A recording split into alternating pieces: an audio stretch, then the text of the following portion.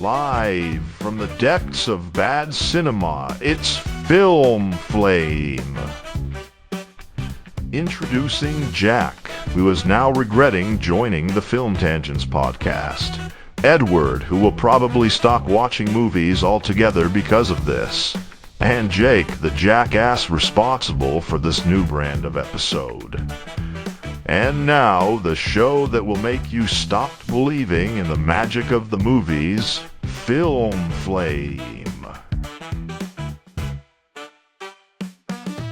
What's up, everybody? Welcome back to the Film Tangents Show, episode number, I think this is episode 69, if I'm not mistaken. And that's not a bit. I think this is legit episode 69. This will be our greatest welcome back yet, dude. Right, yeah.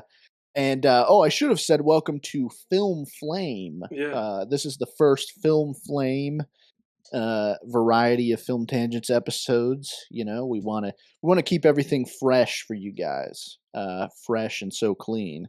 And because of that, I wanted to introduce this new style of episode that we'll do now and again. Mm-hmm. Film Flame. Basically, we're gonna watch a shitty movie and make fun of it. We're gonna have fun, like the Mystery Science Theater 3000 boys. I've never seen any of Did those. it back in the day.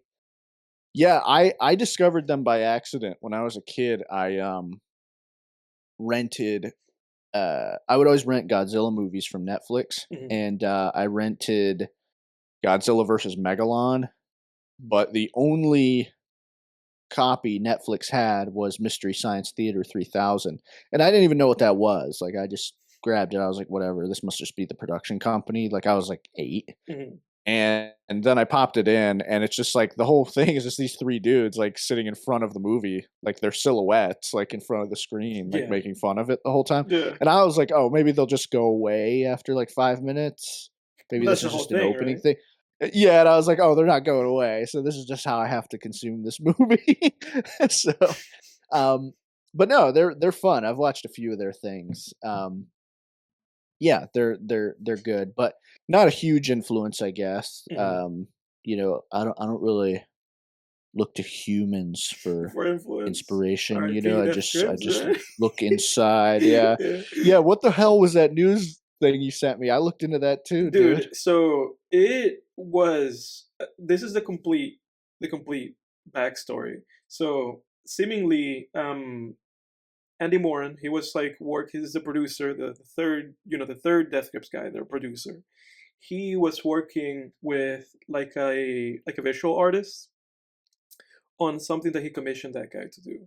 And so after that guy did the work for Andy, you know, he had access to Andy's, I guess, like phone number or his DMs. And then he saw it fit, I guess, just to ask him like, hey, what's up with Death Grips? And then Andy just responded, and he was like, I think we're done because Stefan said he doesn't really want to do it anymore. And then that guy that seemingly had a professional relationship with Andy decided to betray his trust and post the DMs on the Death Grip subreddit. And then it just caught wildfire. So the thing is that we don't know. It is a legit interaction with Andy. We just don't know whether or not that's true or not, you know.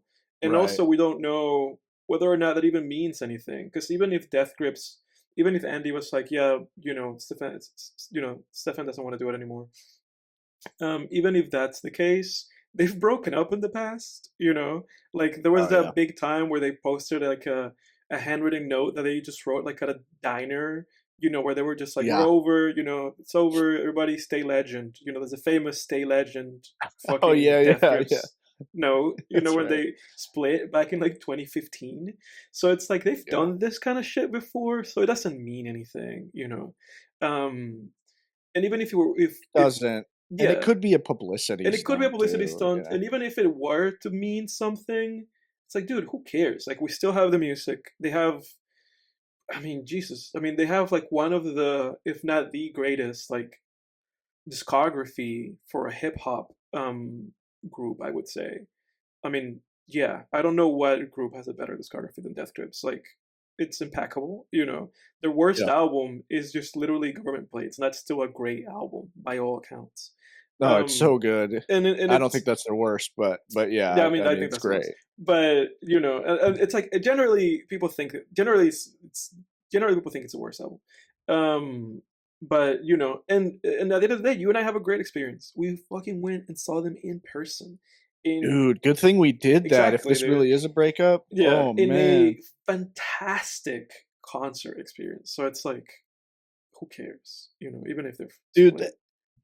Yeah, dude. The Death Grips concert that we went to, um, not only was that my best concert experience, that was like a peak life experience. Like one of that's got to be in the top 10, 20, top 20 like life experiences for me, dude.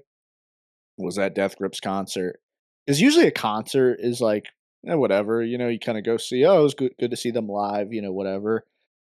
A lot of concerts are just kind of sitting in the seat, and the artist you like is just playing songs you like, but it's just live, and there's some cool lights, and Yeah, it's like whatever. yeah.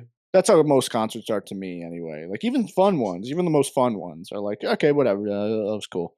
But like the Death Grips one, that was a We fucking were experience, there, man. dude, and I loved that because Oh man, to me that always was like, oh, this is what a peak experience has to be with like an artist.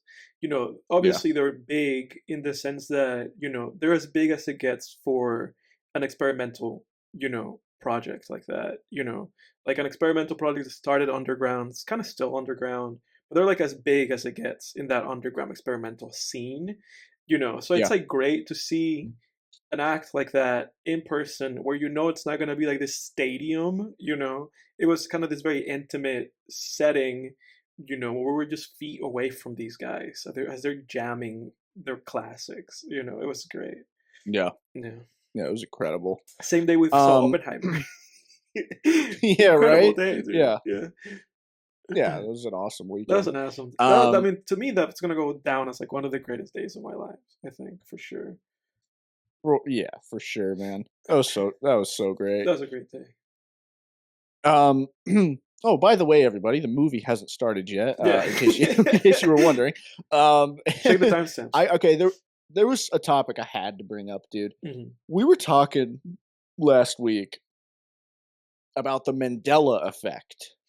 Um, for those who don't know, real quick, the Mandela Effect is basically a group shared group experience or memory that is false.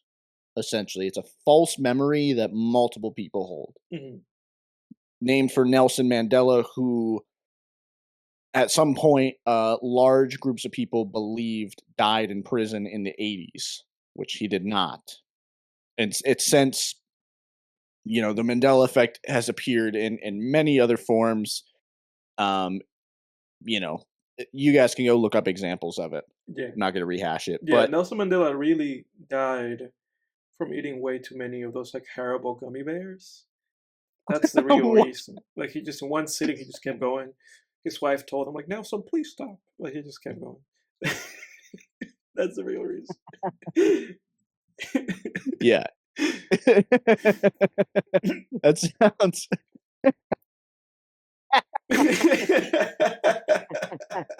I just like I'm just picturing him with like a bowl, dude. His wife Please in stop, Nelson. tears, just begging. Yeah. Um. So I found the craziest Mandela effect. This one I cannot explain. No one can explain it, and it's the craziest one. No Mandela effect is going to top this, and it is. I have a question that I need the audience to sit with for about 3 seconds, 5 seconds, especially if you grew up in the 90s or lived through the 90s. A question to you, audience, is do you remember a movie from the 90s called Shazam, starring the comedian Sinbad? And I'm going to let the audience, I'll let the audience sit with that for a second. This movie does not exist. There is a movie from the 90s that does exist called Shazam, And it's with starring Shaquille O'Neal. Shaquille O'Neal. Yeah. Yeah, Shaquille O'Neal Yeah. playing a genie. Yep. But people Could have been a Film swear. Flame one. Yeah, it's apparently so bad, dude. Yeah. Dude, people swear up and down that they have seen a movie from the 90s where Sinbad, the comedian, plays a genie. I have no Now, idea. I had to look this up, and the amount of memories that people have of this movie are insane. I mean, dude, like, I clicked on a video on YouTube about this. I went down a rabbit hole. Oh, dude, you're right. I mean, in AI and Google, when you Google it, Google says Sinbad never made a movie called Shazam, but many people widely remember seeing one. Yeah. Huh. Yeah, so yeah, and that's actually a good idea. Let me read real quick. Just Google's write up on it. Many people falsely remember a similar 1990s film, similar to Kazam, titled Shazam, starring comedian and actor Sinbad as a genie. However, no such film ever existed, and it is possible people are misremembering Kazam as the aforementioned film. Sinbad denied having ever starred in Shazam on Twitter. Here's the thing. People will tell you, who remember this movie will tell you that it's not Kazam. And I'm going to give you some anecdotes, but first I'm going to read some comments about this. Mhm. This is what someone on YouTube said. I remember watching Shazam as a child. Sinbad was the genie. 2 kids' mom died and the father needed help, so he moved in with his parents for help. The kids went up in the attic looking through the remains. Sinbad began to help the kids to try to get past the mom's death.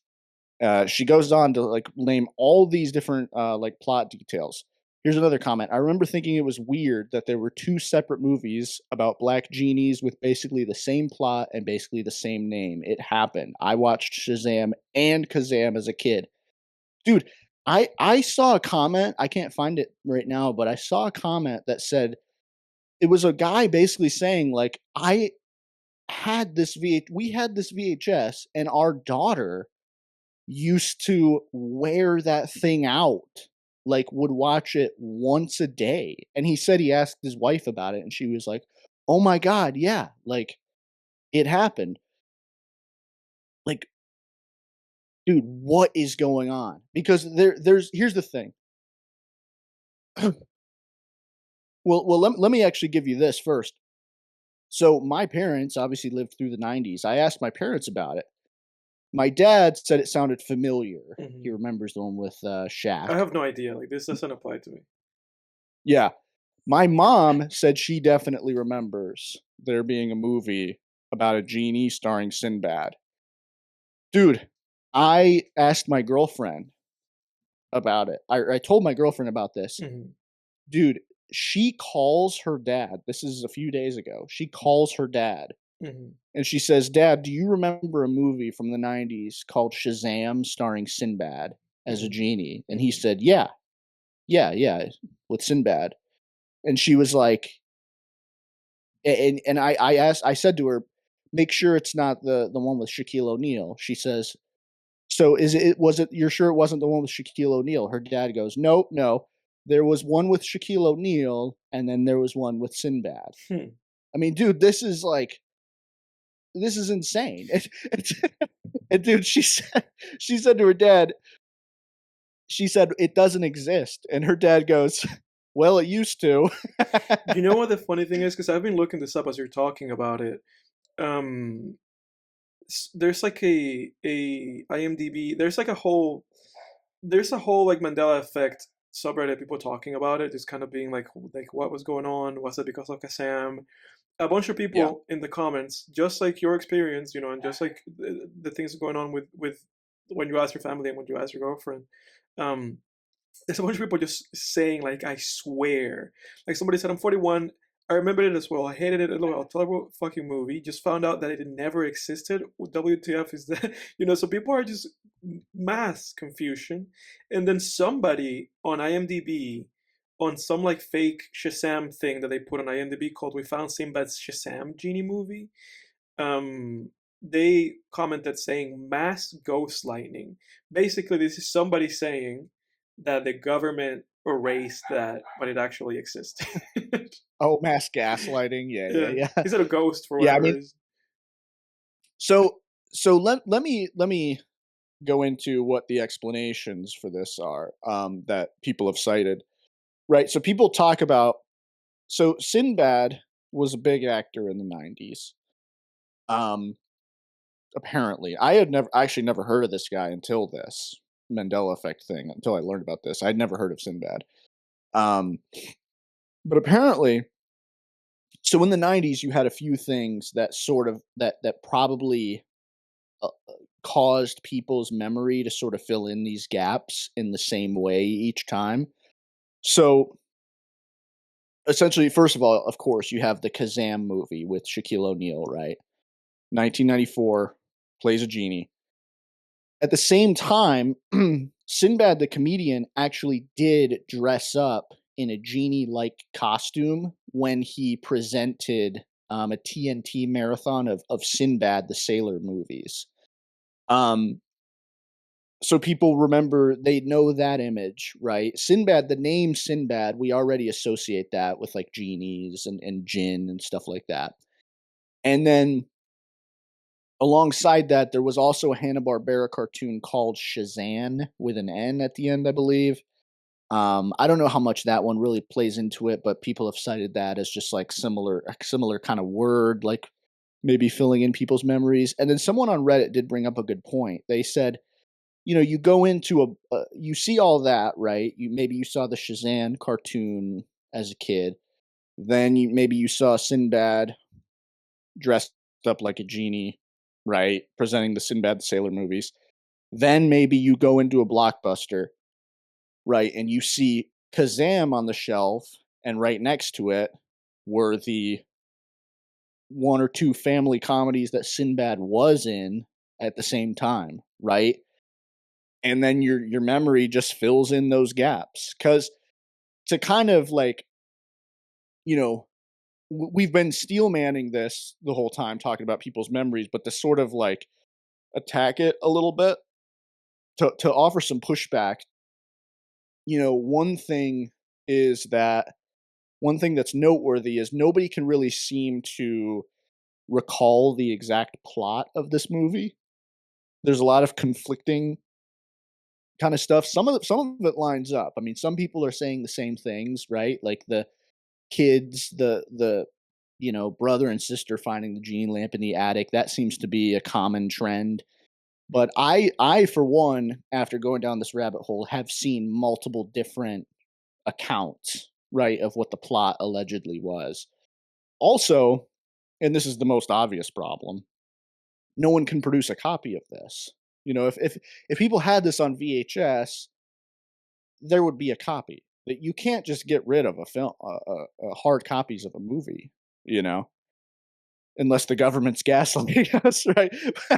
They sent secret agents to steal shitty Dude, VHS the comedies out of the people's only houses. the only other solution is that we just live in a simulation, and then they just kind of deleted it from the simulation, and it just evaporated. They just press delete Shazam, Yeah, with Sinbad, and then our world is right. is immaterial. Everything's just kind of woozy in the air. Yeah, yeah, exactly. Because it's yeah. I mean, the amount of, I will say, the more you go down this rabbit hole, the more it feels that way. Where it's like, the more it feels like those people, those physicists who have that giant freaking particle accelerator and wherever the hell in the US, have been meddling with the fabric of our universe. Like, I mean, but I really think the more likely explanation here, like, I am a skeptic, and one of the best one of the best pieces of advice I could give people who are sort of like on the line with this stuff, or like on the fence, I should say, with these kinds of things, not knowing whether to believe in, whatever it might be, like conspiracy theories, simulations, ghosts, aliens, whatever it is, the best course of action until sufficient evidence is provided for the claim to reject the greater miracle. I think it was like David Hume who said that. I think he was like a philosopher or something. Um, when you're looking at two plausible explanations or multiple plausible explanations, you want to see which one is more miraculous, and then you want to reject the greater miracle, right? So is it more miraculous, right, in this scenario that,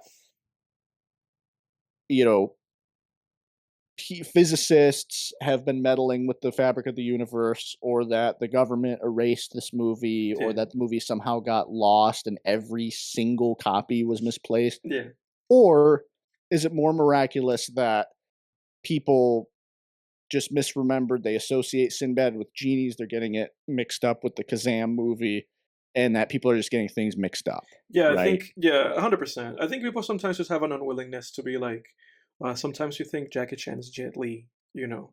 Right, right, right. You know, it's Jackie Chan. No, it's Jet Li, bro. You know, I think that's kind of what's Yeah, going on. Is like, it's Shaquille O'Neal, it's Sinbad, and it's it is Shaquille O'Neal. I think that really is. yeah. I think that's like the more, because that happens so much, you know, with people just thinking like, oh, that person was in the movie, that wasn't that guy. You know, it was like that dude that interviewed Samuel L. Jackson, and he was like, "Oh, here we have, Lawrence Fishburne," and it's like, Yeah, no, yeah. it's Samuel L. Jackson. Yeah, I think yeah. there's a likelihood of that being what happened Mhm. here, and not that the government Well, erased the Sinbad Shazam movie no. because that's the movie that was really going to create the revolution. You know? Right. Yeah. Well, so here's the thing too. I this brings up a good point. I really think this is a good example of I really think our society has utterly failed on educating people i- i- um on just how faulty our memory is. Mhm, You know, mhm. I really don't think I really don't think most people actually grasp how unreliable memory is. We revere human memory as like, no, no, no, I remember, and it's like, man, people get confused. You would be amazed. And that's a whole nother rabbit hole, but you would be amazed at the things people misremember and get Yes. confused. Yeah. Yeah. You know, just the false memories people have, the just so it really doesn't matter how many YouTube comments and Reddit comments that you see of people typing in all caps, I swear to God, I assure you this movie was real. It's like Mhm. it really doesn't matter. And Doesn't. and I'm kind of disappointed because I feel like the logical side of me has taken over. I think it's a little more fun to be like, dude, oh my God, what the fuck's going on? It makes for better podcasting. And I will say it is crazy. I mean, it is wild. I mean, here's another Reddit comment. I watched this movie without a doubt. Mhm. I don't remember any clear scenes, but I clearly remember being very disappointed in the movie and all the damn commercials.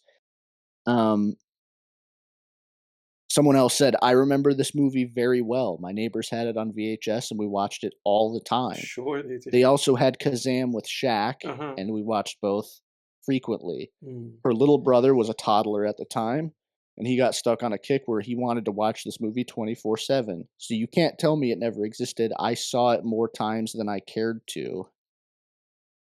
I mean, you know, um, and you could say like some of these people are making things up, but with hundreds to thousands of these comments, you have to take people at you have to take people's word for it.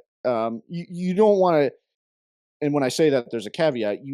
It doesn't mean you believe what they're saying is factual, but you generally want to believe that people are attempting to relay what they believe happened to Right. you, what they honestly think they remember. Right. Right.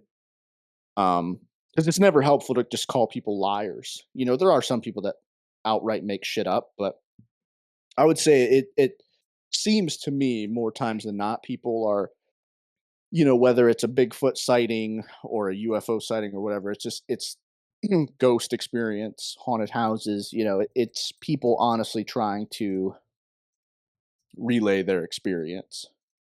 And yeah, man, I thought this was a good I thought this was a good Mandela Effect for Film Tangents because, it's a movie that never existed that people swear did. But this is gonna be fun. I'm gonna keep asking people. My new thing is gonna be every person that I know Yeah. who lived through the '90s. The next time I see them, I'm gonna Sinbad ask them thing. about this movie Yeah. and see what they say. Yeah, I'm gonna ask that question around a little bit too. Yeah, yeah, especially because for this podcast, we're watching a movie that I feel like people probably wish didn't exist. Probably the actors in this movie probably go like, "I wish that movie didn't exist." And it's Yeah. Madame Web. Right. Yeah. Yeah. Yeah, and we'll get into that in a couple minutes here, folks. But I just want to say real quick too, I did find it when my girlfriend called her dad, Mhm. and just it was like clockwork. It was like he there was no hesitation in his voice either, dude. Mhm. He didn't have to think about He's it like, for "Yeah, a we saw fucking that second. movie." It was literally like, "Dad, did you watch such and such a movie with this actor?" Yeah, that was how it was. It was like there was no hesitation, you know. And yeah, cool conspiracy, man. Kind of, that's a fun one. Yeah, yeah, And I'm telling you, if for the people listening, who if this is your first time hearing about this and it interests you, I'm just warning you, you're gonna go down some rabbit holes on yeah. this Leave because a it's comment. Like, if you're listening to yeah, this and you're somebody who got shook at those 5 seconds when Jake said that, leave a comment and tell us about your experience. Um, yeah, and let hmm us know about other Mandela effects that you guys may know about, and we'll discuss them. yeah, for sure. Especially movie related ones, but all of them are welcome because most of them have to do with some form of media anyway. Yeah, Otherwise they wouldn't be mass false memories. yeah, But yeah, I'll probably splice this portion into a clip too, just so we can get more, you know, testimony in there and see what people remember. yeah, But 100%. but yeah. So folks, movie of the week, we're gonna be watching Madam Web and giving it the good grilling that it probably deserves. Yeah, So this will be both of our first times yes, watching it. yep, And yeah. Let's do a count. You wanna do a countdown from 5? yeah. Let's do it at one, right? I'm gonna start when you guys say one. Yeah, that if that you know what, Edward, if that's easier for you, let's do it that way. All right.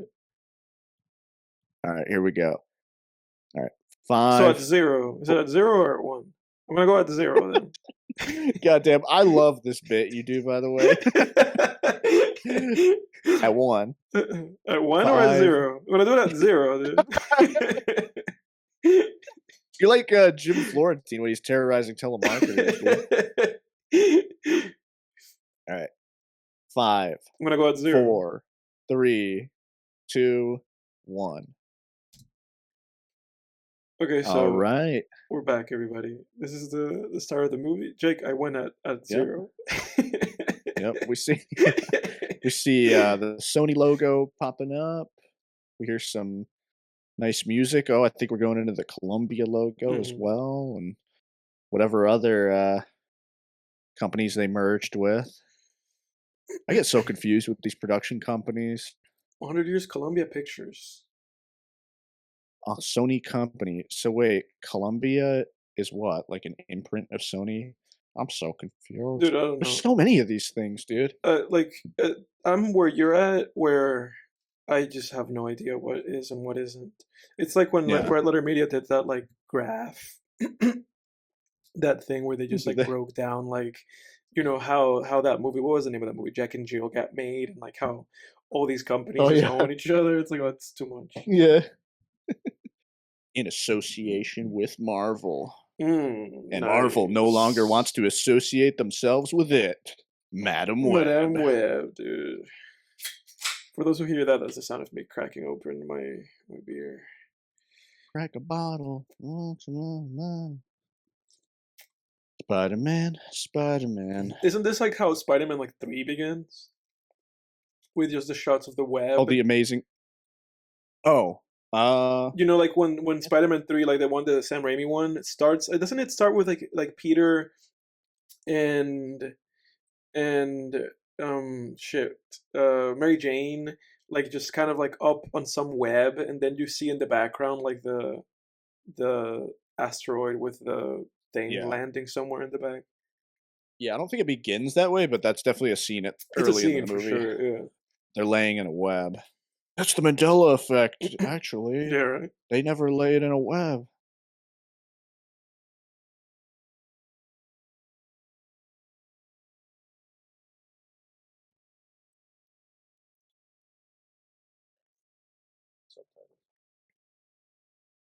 Las arañas. Why did he feel like saying that in Spanish?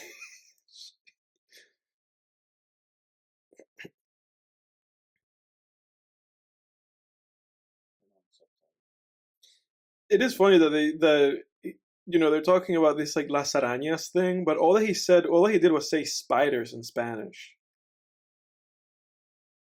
Really? Yeah, las arañas just means spiders. It just means spiders. Fetus. Close to what? Oh, Or just like big time pregnant. she's like, I don't care about my unborn child. I want to still stay out here and play Yeah, in the forest. care more about this research that I'm doing about las arañas, the Hmm. spiders. So wait, it just cut to the web and the spider wasn't there anymore. So is this going to be some kind of like super spider that bites her and it makes Her turns her kid have unborn child superpowers? into like I yeah. guess. I guess that's like a question that I always like wondered about Spider-Man. I was like, Spider-Man has a child. Does this child have, and then I know that then Marvel made that like comic where basically he just like gives Mary Jane like like some kind of disease, like just because Oh my he god. don't you know about that? I don't think I've heard of that. There's like That a sounds like The Fly to me. dude, there is a Spider-Man like comic. Oh jeez. Of course that guy betrayed them. What does it seem like the guy's doing? He killed 2 guys. She's like, I don't understand. Line, please. Dude, Dude, I this don't is know. a bad actor right Dude, here. I don't know why they keep doing this push-ins. They keep doing this like snap like zooms on them. They just keep. It's like this is an episode of The Office. Yeah. Dude, they're acting this feels like oh my god. This feels like in if anyone listening has seen The Boys and they have clips in The Boys of like the in-universe movies that they do of the superheroes where like, they'll film a movie with Homelander as the star in the show The Boys. Like Yeah, this is what that feels like. this is terrible. Like this feels like a movie within a movie, like a parody. Hmm. Yeah, this really feels just like a parody is what it feels like. How does her child survive? The guy. It looked like that she was like bleeding from her like womb. Like it looks like he shot her in her stomach. Whoa, Spider-Man. Las arañas, dude. Yeah, apparently there's like an evil Spider-Man in this movie. Yeah, I don't know about that. Holy shit, dude! This guy's more Tarzan than Spider-Man. Oh my god, what is this? Like a cave of Spider-Man? A cult of Spider-Man. Oh Yikes. jeez. This is like that scene from Dune. They had the spider bite her. Now she has superpowers. But it's like, why did they rescue her? What motive did the spider folk have to be like? We have to save this woman and her baby. But what I was saying is, there's a Spider-Man comic, in which basically I think it's like either Gwen Stacy or Mary Jane, like one of the two, they like die just from like having been involved with them. because them being close to him, they were like exposed to his radioactivity. He's like radioactive, so he basically kills His her in like a comic because of that. his spider transmitted diseases. Yeah, it's like some sick comic that fans don't even like to acknowledge. God damn. Oh, and it's Dakota Johnson that cut from the baby to Dakota Johnson to let us know that she is She's the baby, dude. This is 2003, New York. I don't know why that was like. I don't know why that a was like. blockbuster. Dude, I don't know why, but that like 2003 New York, it almost seemed like one of those like PowerPoint transitions. Like when you click next and it goes like, yeah, this is PowerPoint. Oh yeah.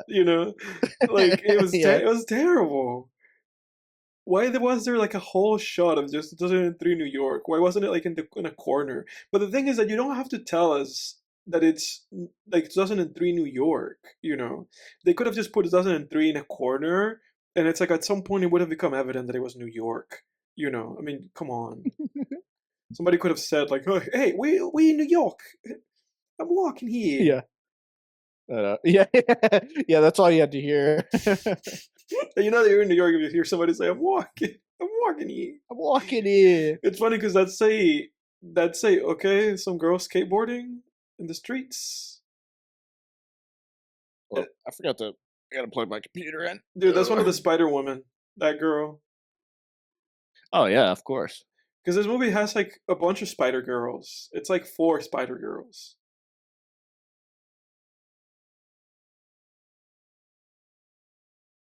And somehow, for whatever reason, that one girl almost got run over by an ambulance, and then she like flipped off the ambulance. What kind of reaction is that?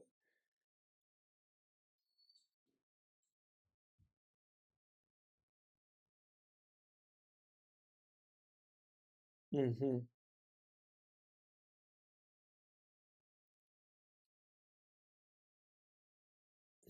Okay. Oh, this is Ben Parker over here.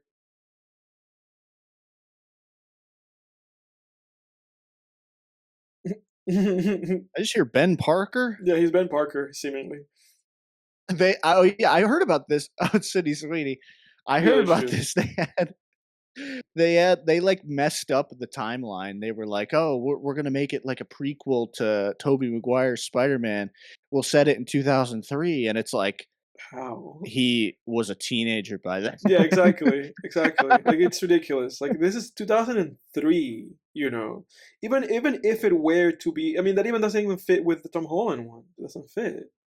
No, Yeah, it doesn't fit with anything to make this 2003. it's no good. But yeah, all these other actresses are supposed to be, I guess, Spider Women, like different Spider Women, and they're all supposed to be Yeah. teenagers, but they're all played by actresses like in their mid-20s for whatever reason. This is how they went about it. Every time I see Sydney Sweeney or hear her name, I just think of the Ken Carson song. I don't know. I have no idea what it is.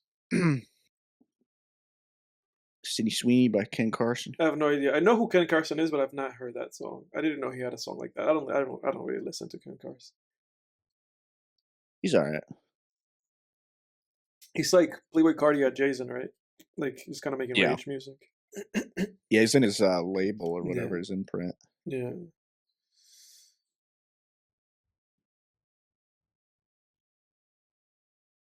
What's going on? Oh, I wonder who that lady is. I wonder if her name's May. Yeah. I wonder if her name's May Parker. Why is she sitting there flirting with him? She's like, she's a lucky lady, Ben. Yeah. And then gives them like the most flirtatious glare. But this is really about this movie's really about how Ben was like a cheating husband. He was like too. When your uncle when your uncle died, I danced on his grave, on his cheating ass. Dude, what if this movie just retcons everything, and it's like, when he dies and Peter just feels all this guilt, he goes home and tells Aunt May, like, Uncle Ben's dead, and Aunt May's like, good, he had it coming. And then Peter does like the Tobey Maguire ugly cry face. Where he's just like, How this could looks you like say Peter Parker's that? building right here. Yeah, it really looks Is like the rent? it looks like Is one of the rent those. guy gonna come out? Yeah, it Of looks the like one of room? those shitty New York apartments. Although this one looks like it's like more polished and like cleaner than that one Peter had in that movie. Because Peter's like Yeah. apartment building looked like crap. Yeah. It looked like Green Goblin had thrown a bomb at In it. comparison, look at this, dude. And they just left it. This lady's living in an apartment in New York that would probably cost somebody like $3,000 a month to just live there. Yeah. Well, of course. I mean, we can't have Dakota Johnson pretending that she lives in a shitty apartment. Somehow she's like paying for this on like an EMT salary. I don't believe this. this No. is the most fiction part of this movie. That's the thing about movies. Like, she doesn't even look like a real person. She looks No. like she just looks Her like clothes are she like just got done in clean. with 2 hours of makeup. Yeah, Like, exactly, dude, exactly. And that's what I was trying to say when I was like mentioning like how the building and apartment just looks. It's like compare it to like Raimi's Spider-Man, where it's like that apartment just looked dingy, dirty apartment. You know, like yeah. But obviously, we're not gonna compare this whoever this director is to Sam Raimi. Who even directed this movie? who knows? Who cares? I'm gonna look it up. He ain't directing anything. They're not directing anything else. It was somebody by They the name probably of will. S.J. Clarkson. So this S.J. Clarkson is a British television and film director. And from Why is looking, she gazing lovingly at pictures of her mom, a mom that she probably never even met? dude, I mean, I guess I'm making assumptions who there, but knows? like, Yeah. didn't those Spider-Men just take her? Probably. Yeah, they were like, "Hey, so we saved your child, but now you're gonna become our sex slave. we're gonna Oh keep God. you here in the Spider-Man layer. You're gonna give us new babies, more Spider-Man babies." Oh Jesus. Spider-Man. Spider-Man. Is he in Madam Web? No, he's not.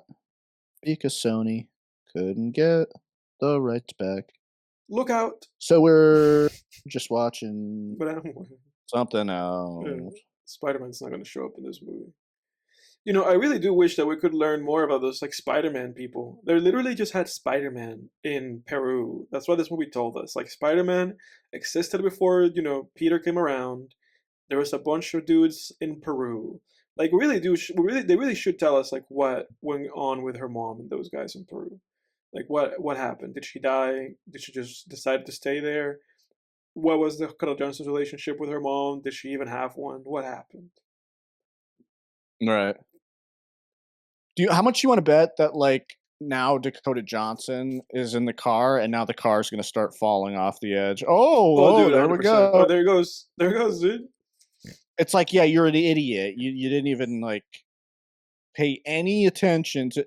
I mean, what kind of a scene is that, dude? What are we supposed to glean from that scene other than the fact that Dakota Johnson is an idiot who doesn't understand, or excuse me, Madam Web is an idiot who doesn't understand physics? Well, seemingly that woke up her powers. Getting hit in the head. It's like this is the kind of screenwriting though that we talked about like in college, and I won't name any names here, but it's like you're introducing like it's like you're introducing these like freaking like complications, but it's like it doesn't even. It's like think about the mechanics here. Like why would an EMT get in a car that's like counterbalanced to the point that it's going to fall off of a bridge? They're just hoping that nobody's gonna ask those questions. It's like nobody's gonna ask. Well, nobody's gonna ask any of these questions. Like why these folks?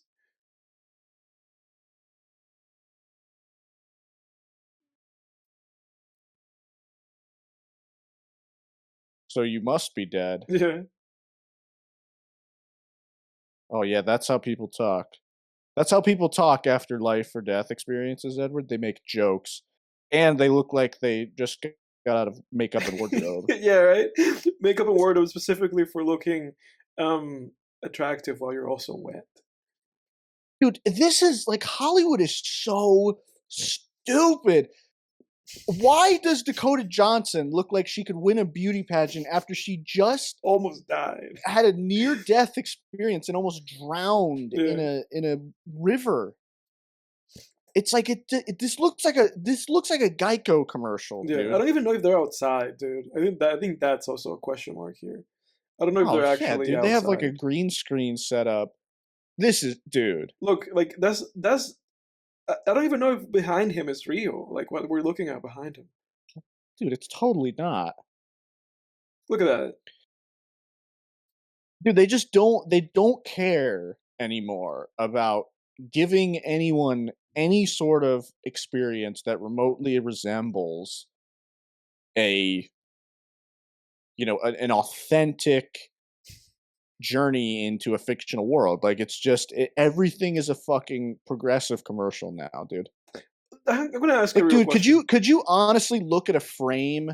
Yeah, hold that thought. Could Mhm. you honestly look at a frame of this like a 2-second clip from that scene, and if someone told you that that was like an Allstate commercial, you'd believe it. I believe it. Yeah, yeah. But what was your But question? this scene looks a little bit more inspired, lighting wise, I guess. Yeah, but I think it's just because of where they shot it, anyway. Um, what I was gonna ask you is like, Dakota Johnson's powers got awoken because she hit her head, right? That's the Yeah. implication here. She hit her head really hard, and then that kind of woke up her powers. Dude, I've hit my head like multiple times in my life. Like Dakota Johnson right now, I think she in real life, I think she's like in her like mid 30s.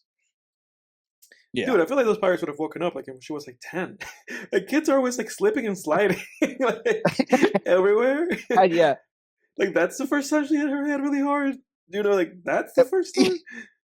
Dude, she didn't even have a cut or anything. Nothing, nothing. She wasn't bleeding from the It's back like of they her were like, "Oh, head. Yeah. we can't make Dakota Johnson look like bad or Maybe it's in her anything." contract, dude. Like The Rock has a contract. I don't know if you know about this. The Rock has a contract. It's like the most like dumb like ego thing where he can't lose in a movie. Like, Oh my did you know god. about that? No, are It's like you legit. shitting No, me? it's legit. Legitimately, That's a clause in his he has a contract? claw, and I think specifically, I think it was. I don't know if it's for everything, but it's specifically for those movies. The Fast and the Furious movies. He had like Oh a my clause saying god. that he was not going to lose to anybody. So basically, any fight that The Rock had in those movies, they were at best a tie for the other for Vin Diesel or whoever. Dude, come on. They took my spider. Dude, what the hell is this? This is a flash forward to later in the movie. Dude, this is horrendous. This is horrific. This is actually worse than I This thought. is a flash forward because basically, I guess the implication here is that this is the reason. Because I think he starts hunting them down, and I think because of this dream, it's like, oh, this is why he starts hunting them down because he thinks that they're like villainous or whatever, but they're just Oh. girls from high school who are Spider Women. Oh. Oh, that's a great plot. But they're all different Spider Women. It's just like a 3 or 4 different Spider Women, basically. The tried and true. Oh my god. Oh, what is this, like a Party City commercial for Spider-Man They costumes? killed him, dude. In his dream, they killed him. In his premonition. Dude, they looked like they were advertising Spider-Woman Halloween This costumes is for Dutch Party angle, by the way. City. Oh, I guess that means this director's talented. Yeah, there you go. They went like, let's go from here to here. Where they're going to tilt the camera from straight to, at an angle to show that he's distressed inside. Yeah. This is how This we're gonna. director's This is how we're gonna mirror the inside, outside, Drake. yeah. This is how we're gonna mirror it. This director's basically Martin Scorsese, dude. Yeah, dude. They saw that they went to film school. They saw The Third Man. They got inspired. They were like, "Oh, this is what The Third Man's doing. I'm gonna do it too. I'm gonna bring a little bit of this sauce to my movie." Dude, this ADR is horrific. His lips aren't even moving in sync with it. Yeah, yeah. No, you're right. I just noticed it.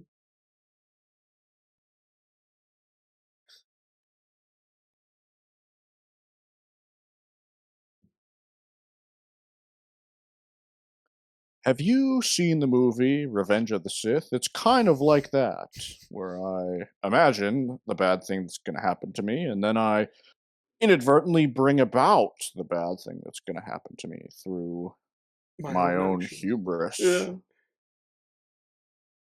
Oh, but the reason why I was bringing up the Rock's like thing where he can't lose in the movies is because maybe Dakota Johnson had a thing in this movie. Maybe she had a claw in this movie that it was like I have to look nice in all my shots.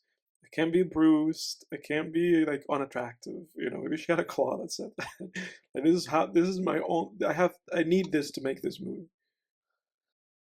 It's either that or just these filmmakers just and producers being like just completely tone deaf. Yeah. Because Hollywood is getting just more and more tone deaf as the years go on. Like I honestly think like the more time passes, the more tone deaf Hollywood is becoming and like out of touch with how people actually view them and like what people actually want to see in their stories Yeah. and what people actually want from storytelling.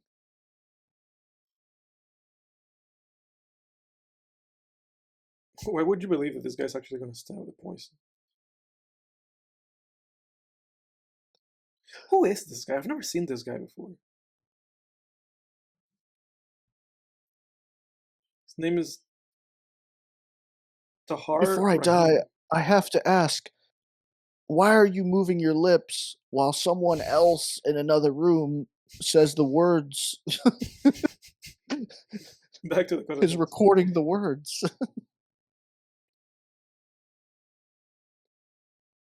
I already knows Dakota Johnson. This is like GTA 5. These are like NPCs. Like she's walking by people, they're just like, "Hello, Hey, oh, it's hello. Madam Hey, Web." what's up? Hey. She like bumps into one of them. Oh my god! It's like press square to hit them back. Press triangle to dodge their punches. Oh, dude, this is a Pepsi commercial. Yeah. This is a Pepsi commercial. After this movie, we need to go and buy Pepsi. Look at that, dude. Look at that Pepsi. Come on, man. Come on. That's like as that is as terrible as product placement actually gets. Just holding the thing, waving it back and forth. You know, now we're gonna see her I've seen drink it and she's gonna go, ah, I've how seen worse, dude. satisfying. The worst that I've seen. This is bad. I agree with Sunny you. But movies the are always the worst that I've worst. Sunny seen. movies are always the worst with product placement. Oh yeah. Go ahead. No, dude. I've seen. I saw this movie with Adam Sandler and Jennifer Aniston called Murder Mystery Hmm. or whatever. And there's a scene where they're actually standing next to and having dialogue next to one of those displays with Hmm. like gift cards. Hmm. So you literally have like 15 different product placements like That's in one ridiculous. shot That's while they're ridiculous. having dialogue. I think the old time is that Summer Roberts? It is Summer Roberts, isn't it? Yeah, dude, she strikes me as a psychopath. Emma There's something Roberts? behind her eyes, dude. Really? I don't know. Maybe. Maybe. I Dude, don't know. maybe. I might be making this up, but maybe she's just a bad actress, but Yeah, maybe. she strikes me as like an alien pretending to be a person. Yeah. I mean, apparently she's like mean. She's gotten like there's been a lot of kind of like talk about her being mean to other actors on set and stuff like that, but that's the only thing I've heard. And maybe that's the thing. Maybe she's just like a really mean person and she just can't act beyond like you can see the meanness behind her eyes. Mhm. Oh yeah. Well, dude, I mean, I was thinking about this the other day. Like, dude, imagine how big of a piece of shit you would be if you became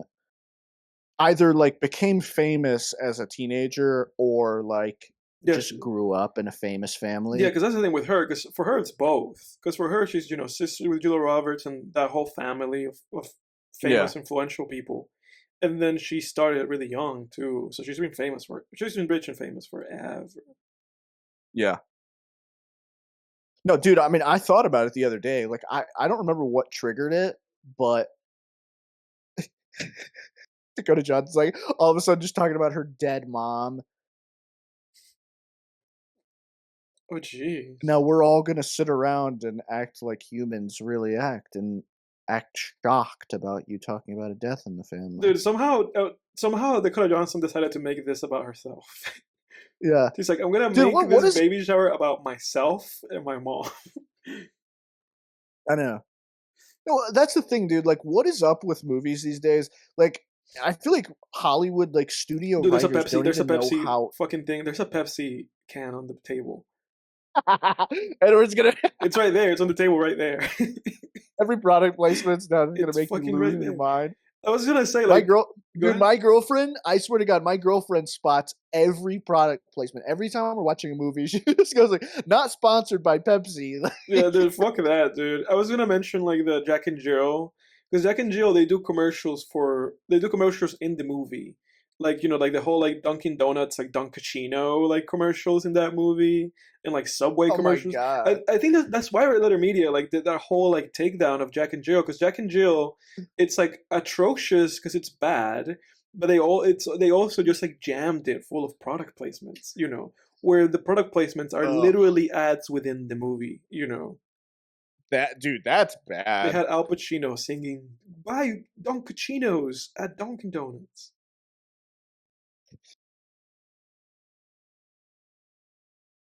Adam Scott's like, "Oh, sorry, I have to I get thought my this was an insurance commercial, and that was my cue to walk in." no, dude. That's just like a code. That's a code word that him and Dakota Johnson have when they want to go and like find some private space. When they want to Yeah. go and bang in their ambulance, it's like, oh, I have an There's emergency. a We're just getting fire. called in. We have a fire. Don't tell Aunt May. She doesn't know.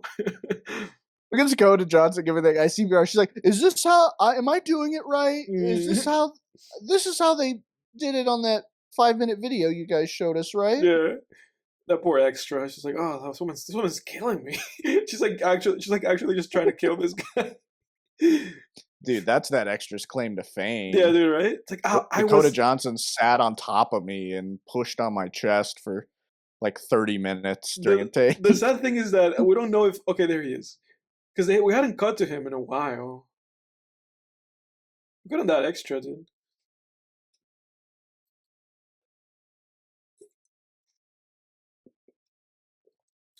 I think it's safe to say I'd let Dakota Johnson perform poor CPR on me.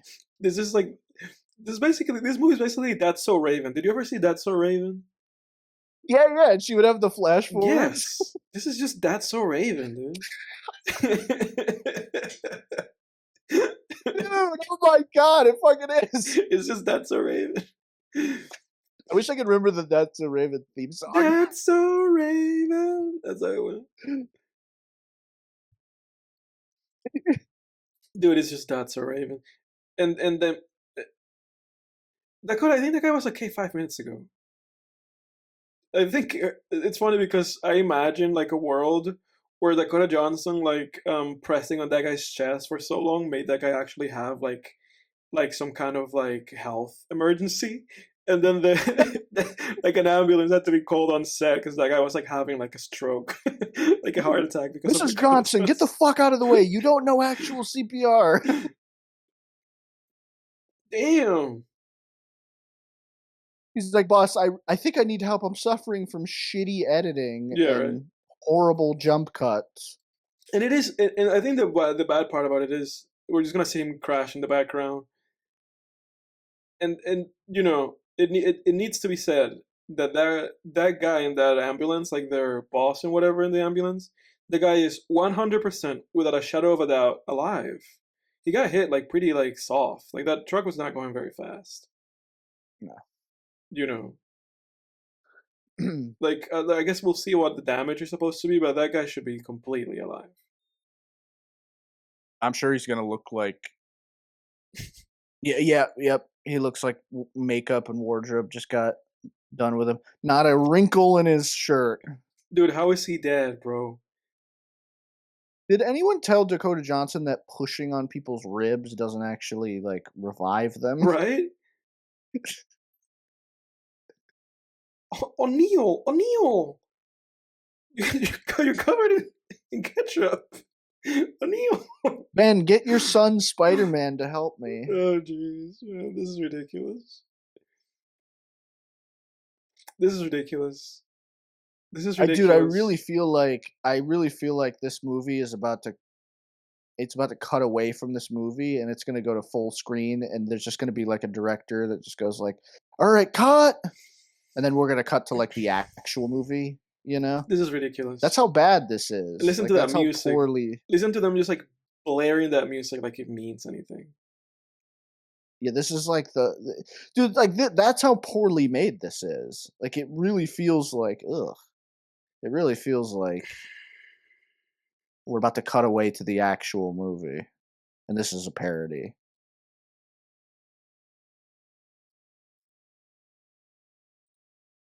Where have I seen this girl before? Let me see. Her name is Zosiah Mamet. Is she the daughter of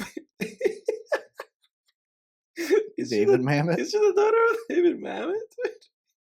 I could see that. She kind of looks like Let him me a look little it up. Zosiah Mamet is an American actress. She's 37. She's in a show called Girls. Oh, she's in the show The Flight Attendant. I know you saw that show. Unfortunately. And she is the daughter of David Mamet. Wow.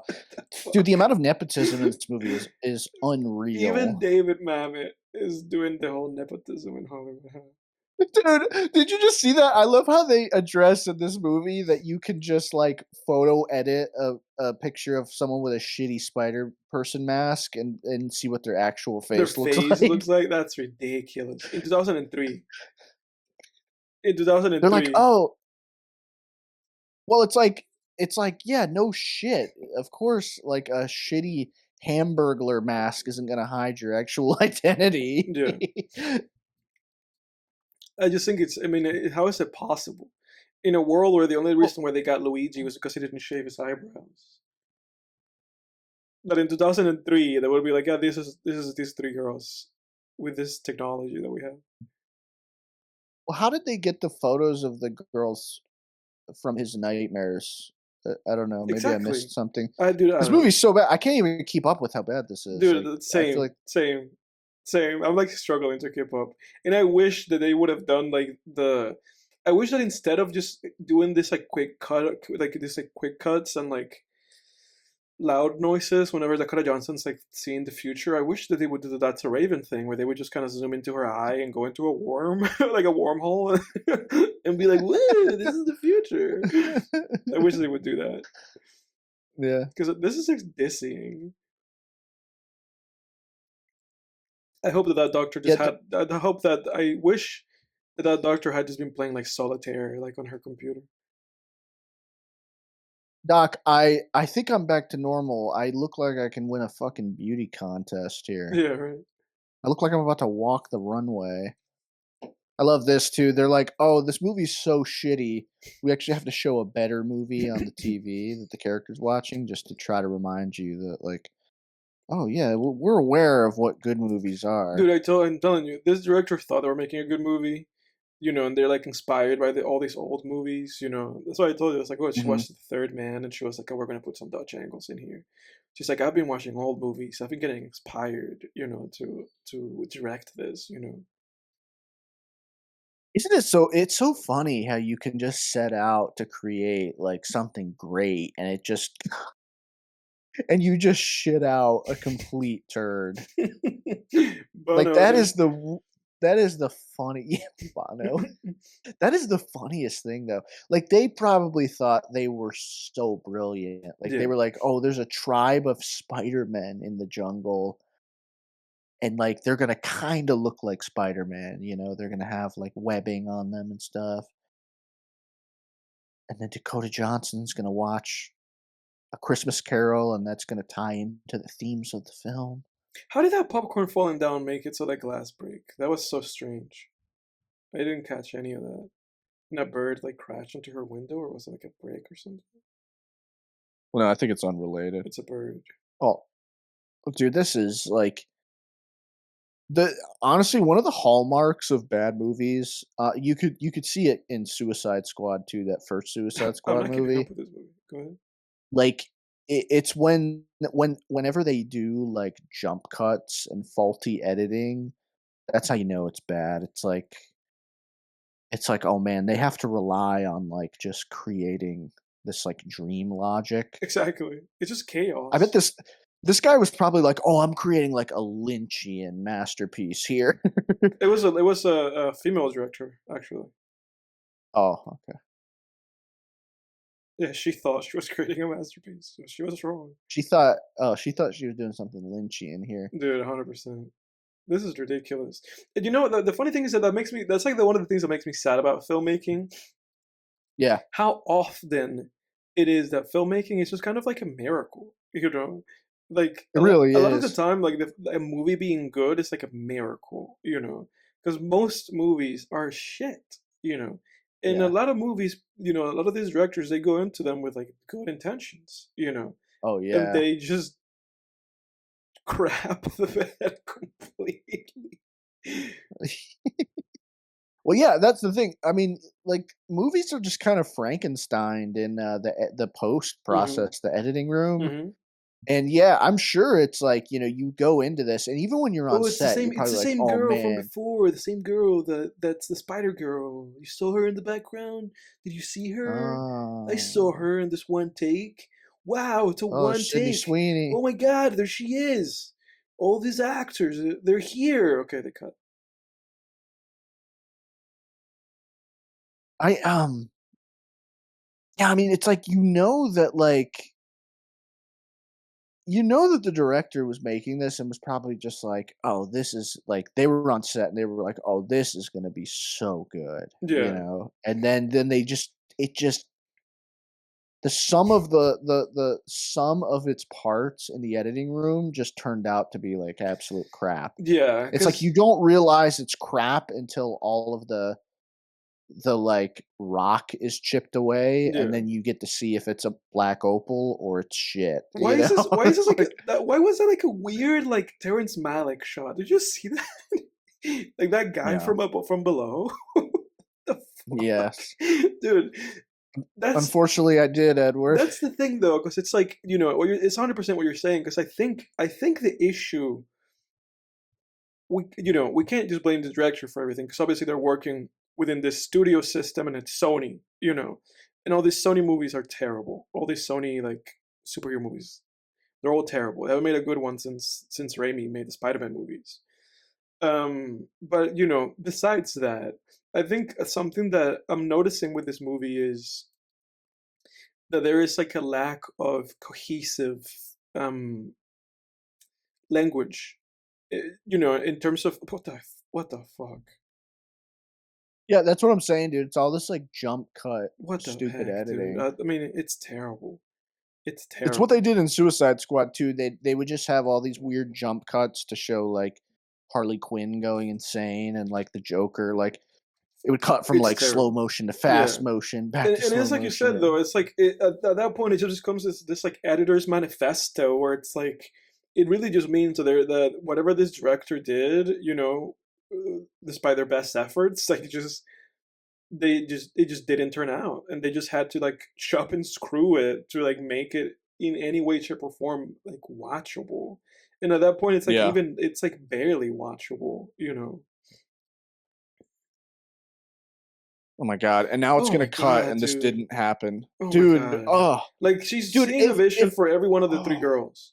At some point, the third girl's gonna come in, and we're gonna see another like visual of the future. Like we just didn't see two of them in a row. Like, is come her on, jacket man. changing colors? Come on. See, like a good version There's a of third this one. would be There's a fucking like, third cutaway. I mean, why? Why do this? Why do it three times? Who is this for, man? Normal people can see this and comprehend, like, oh, she saw the future. Why do we have to see three visions? "Are you okay, dear?" Ugh. Oh my god. Dude, when movies are this bad, I always just kind of defer to like producers. Like I'm like it honestly takes producers to make a movie this bad. I can't even blame the director. Yeah, that's what I'm trying to Like say. the director is probably better than this. Like directors and writers are creative people. The crap like this always comes from studio meddling and people that walk around saying like, auteur theory is bogus. It's like, oh yeah, because movies turn out great when a bunch of fucking people in suits try to tell you how it's gonna. Those are the people that made a movie great. Yeah, yeah, and that's You what know, I'm trying to.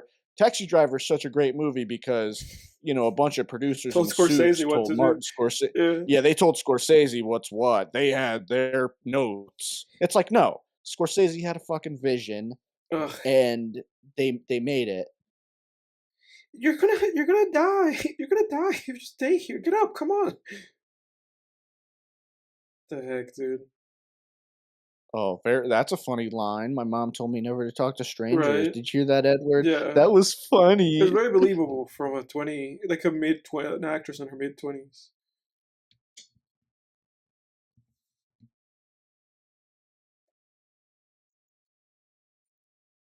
Like, oh, that guy was here to kill you guys.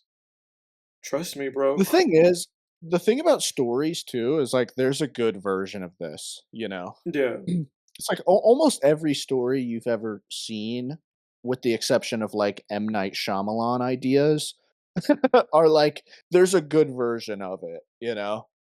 Like, yeah, some ideas, again, like M. Night Shyamalan movies where trees kill people, are inherently bad and are never gonna work. But like some story, like most stories, like there's a good version of this. Oh, dude, it's Spider Man. There he is. How did she see that guy?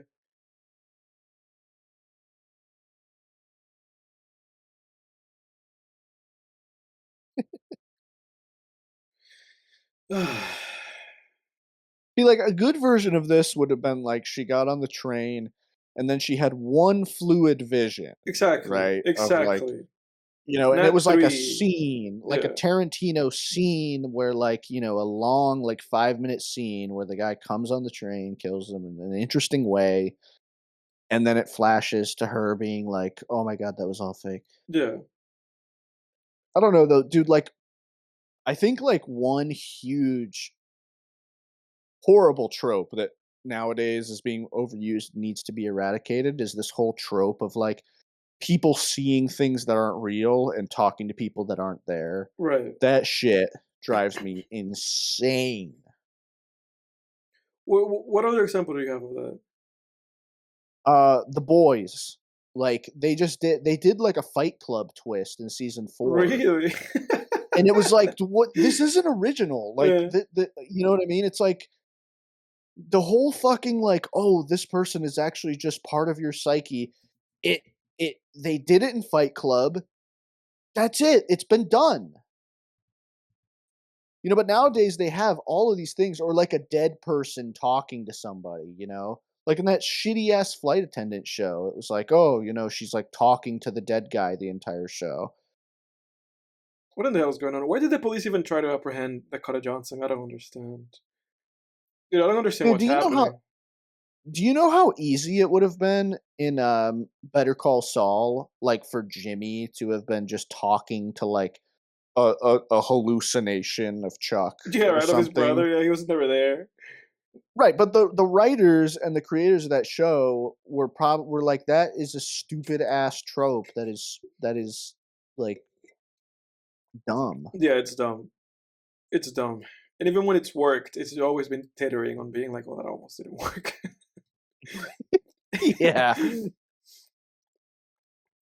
They stole that dude's cab.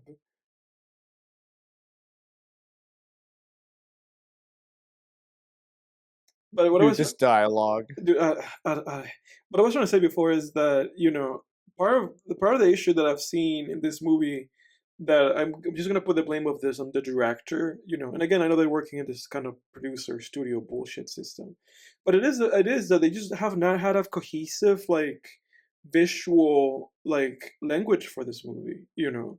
Like this movie has just been all over the place, and that's nobody's fault but the directors. Like all these weird dodge angles, all these like weird snap zooms, all this weird, like, although they could have done the snapshots on editing, but like all these like weird like angles and like one take shots and like there's a lot of shit going on in this movie that I put completely on the director of this movie. That is just like it feels like they were just throwing a bunch of shit at the wall, and I'm like, for to what end, Because I feel like Yeah. sometimes directors, and I think this director is kind of guilty of that, think about movies in a scene by scene basis. Do you get what I'm trying to say? Yeah. Like, and I remember that was like my biggest pet peeve with people in film school.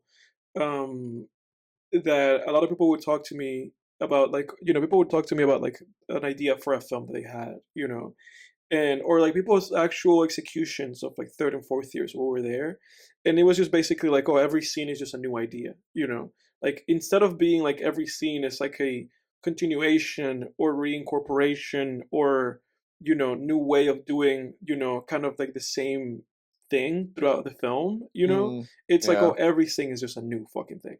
Every move, every Every scene. scene is a new director. Exactly. Is me aping a different director, basically. Exactly. Where it's like Yeah.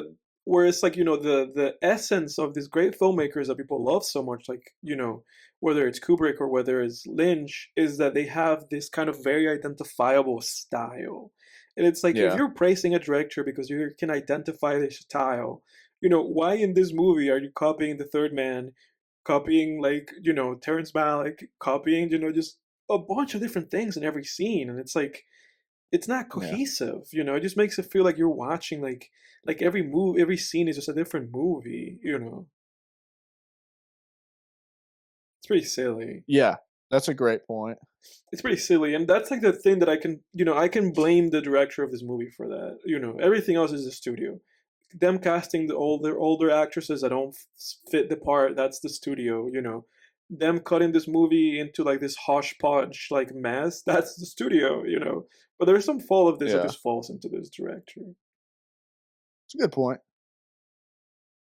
I love how that taxi cab too is just like all the characters in there are just like tick check boxes. They're just like, I'm Dakota Johnson and I'm the reluctant hero. I'm Sydney Sweeney and I'm the nerd. Mm-hmm. I'm Blue Jacket Girl and I'm the bitch. Yeah. And Punk. I am Brown Jacket Girl and I'm the every girl. Yeah.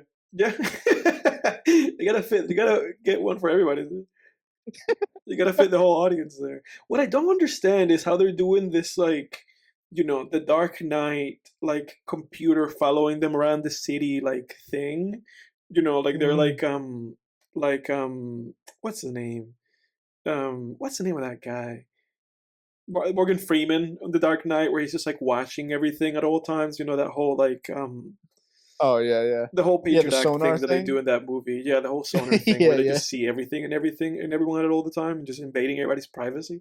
It's like, how is this movie doing that for these girls? Like, how is that dude's like assistant like hacking into the city and somehow identifying where these girls are at all times in 2003? That's like the thing that I'm struggling to like. Dude, that's been bothering me since they introduced that. I'm like, how is this possible?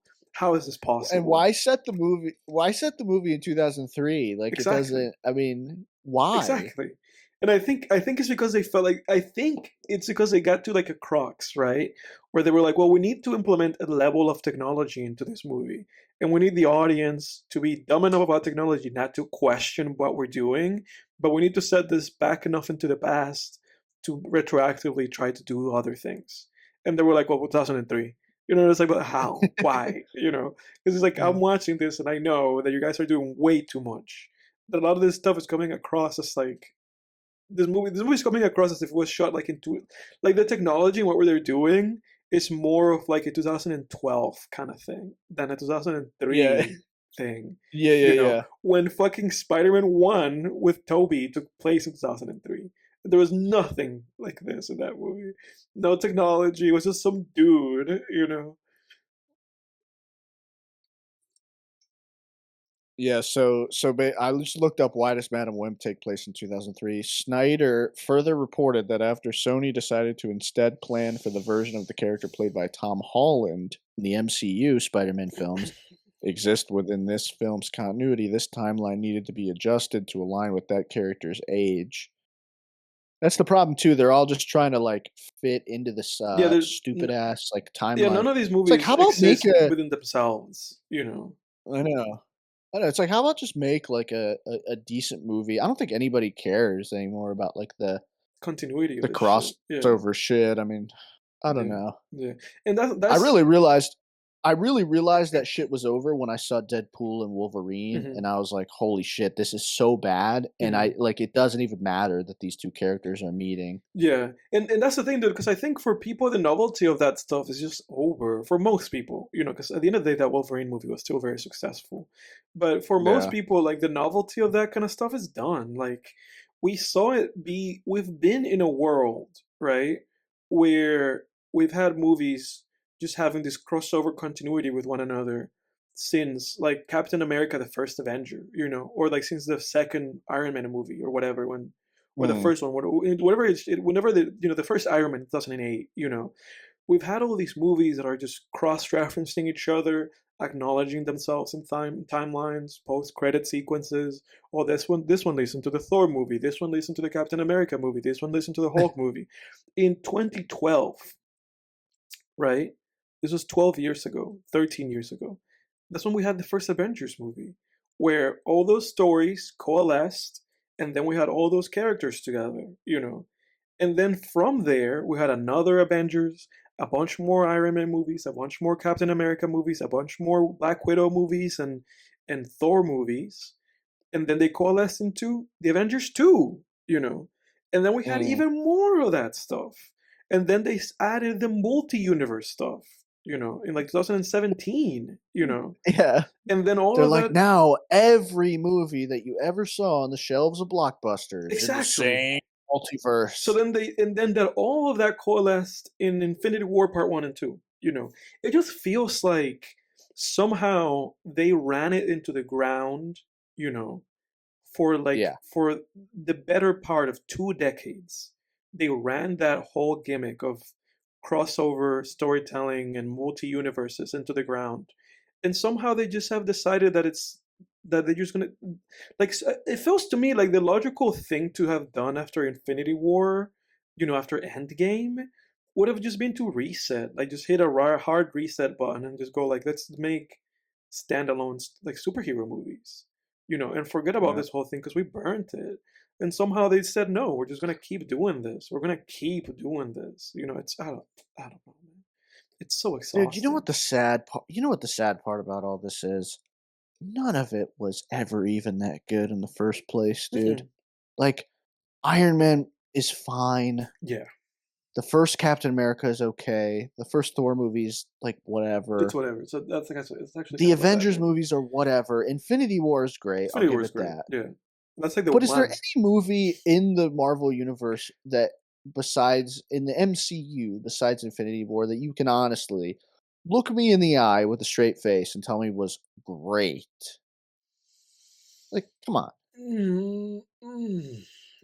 There's some movies. So there's some of those movies that are just like in my heart. I really have a lot of appreciation for them, but I can only say that at best they're really good movies, and not that they're great movies. You know, Yeah. and the movies that I mean, to anyone wondering like what I mean by that in my head, it's, you know, the first and second Guardians movie and the Spider-Man Tom Holland, like the third Tom Holland Spider-Man movie.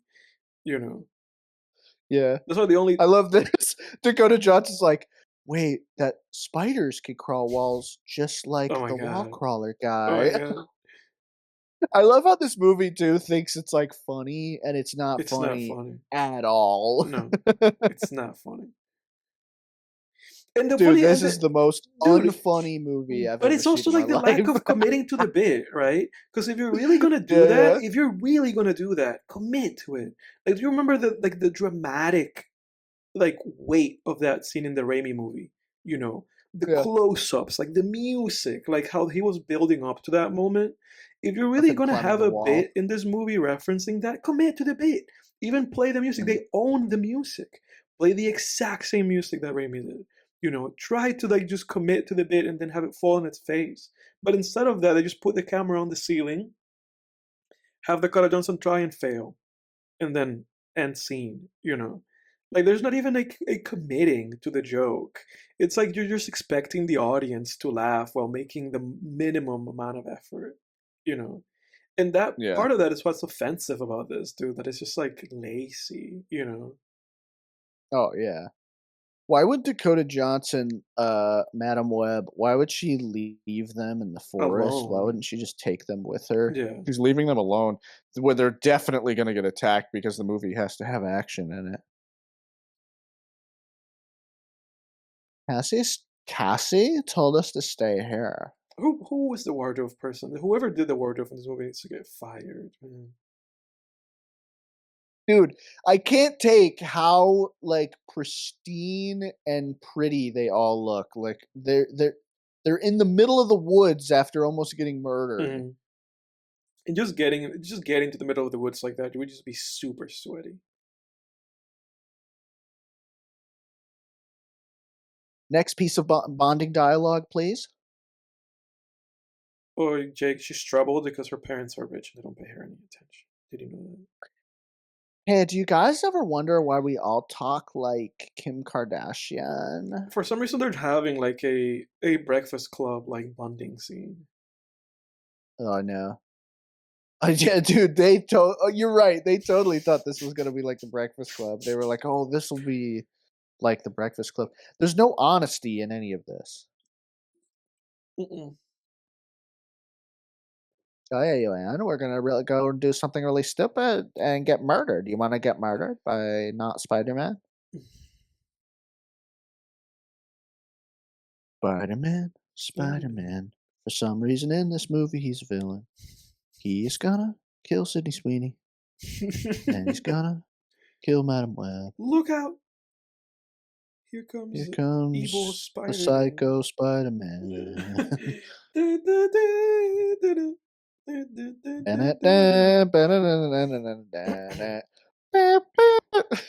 It's funny because you have to give I guess you have to give some props to the approach that DC has taken, right? Because DC has decided to just basically have two lines of movies happening at the same time, where they Yeah, have yeah. basically standalone superhero movies like the Joker movie and like the Batman movie, and then they have like, you know, James Gunn making this kind of cohesive, I guess, universe thing, you know, with his new superhero shit.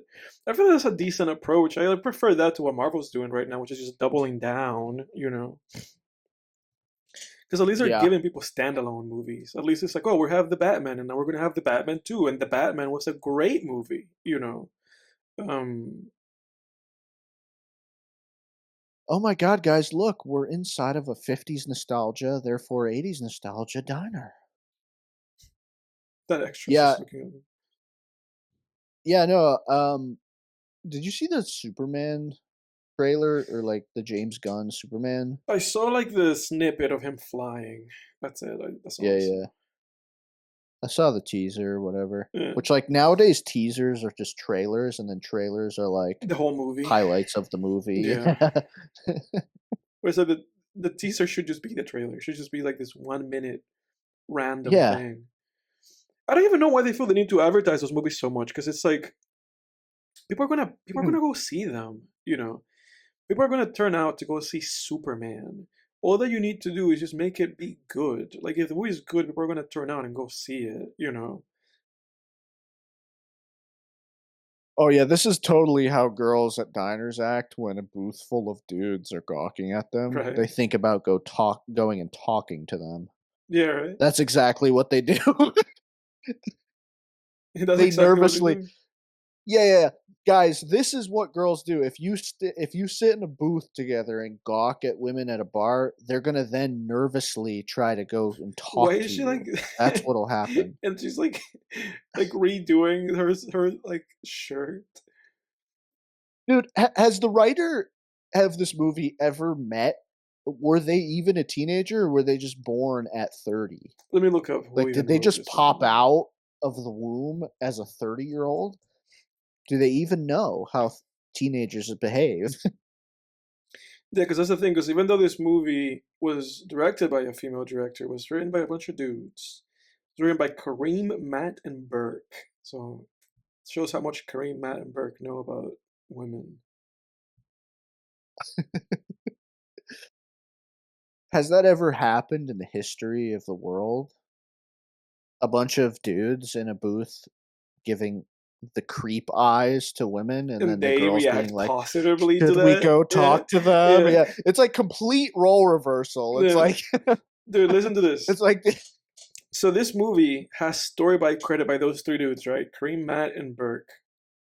But this wow. movie was written by Claire S.J. Clarkson, Burke, and Matt. So there's like it's just a bunch of people involved, man. Yeah, that's the problem, dude. It's just you have like too many cooks in the kitchen.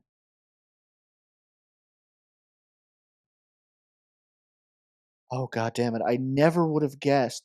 How could I not have known that these three teenagers that I left in a forest We're gonna go wouldn't away. stay in the forest Especially when she came back like in where the middle there's of the no night. iPhones? Dude, she came back in the middle of the night with the same stolen cab. You would think that somebody would have reported that, and that the police would Eh, have stopped her on the way to the fucking woods. yeah, look. Now the script told Dakota Johnson which diner to find them at. Yeah, somehow, dude. Somehow she walked in the right direction, and she Oh sees, yeah. And and somehow she sees through the mirrors that these two girls have become just like what, like strippers at a diner, and nobody stopped them from getting on the tables. yeah, this is also what people actually do, what teenagers do in diners. They get on top of the table and dance. The funny That's what thing, actually happens. I remember. Don't you remember doing that, Edward, at Waffle House, getting on top of the table and dancing? dude, I don't know, like I don't know what. This movie's actually kind of giving me a headache, dude. That's how bad it is. It's the worst movie, and I knew it. I knew evil There he Spider-Man was is. going to come get them. And why is he beating up random people instead of the target, the people he's trying to kill? Why is he beating up random people? And why can a guy with the only guy in the room with superpowers not kill all of these helpless Did he kill teenagers? Sydney Sweeney or not? Of course he didn't, because he's inefficient. You would think he did. And now he's going to take his sweet ass time Is this a killing. vision? Is this actually happening? Dude, I'm so confused. Yeah, you're probably right. It probably is a vision. Because it's almost like he killed her. Like, do you see what he did to her neck? It was a Yeah, no, vision. there she is. It didn't happen. Oh my god! She's still at the taxi, dude. Oh my god, we're not even making progress, No, that was dude. all fake, bro. This movie's terrible. When I heard people say this was bad, This I is thought they terrible. meant like it was just really bad. No, this is terrible. I didn't think they meant that it was like an actual piece of dog shit that was with like a Spider-Man plot written on it. This is terrible, man. This is terrible. And the sad thing is that it's not even like terrible funny. It's just terrible. It's just like really bad. Yeah, guys, we're not going to do Film Flame anymore. We've gone too far.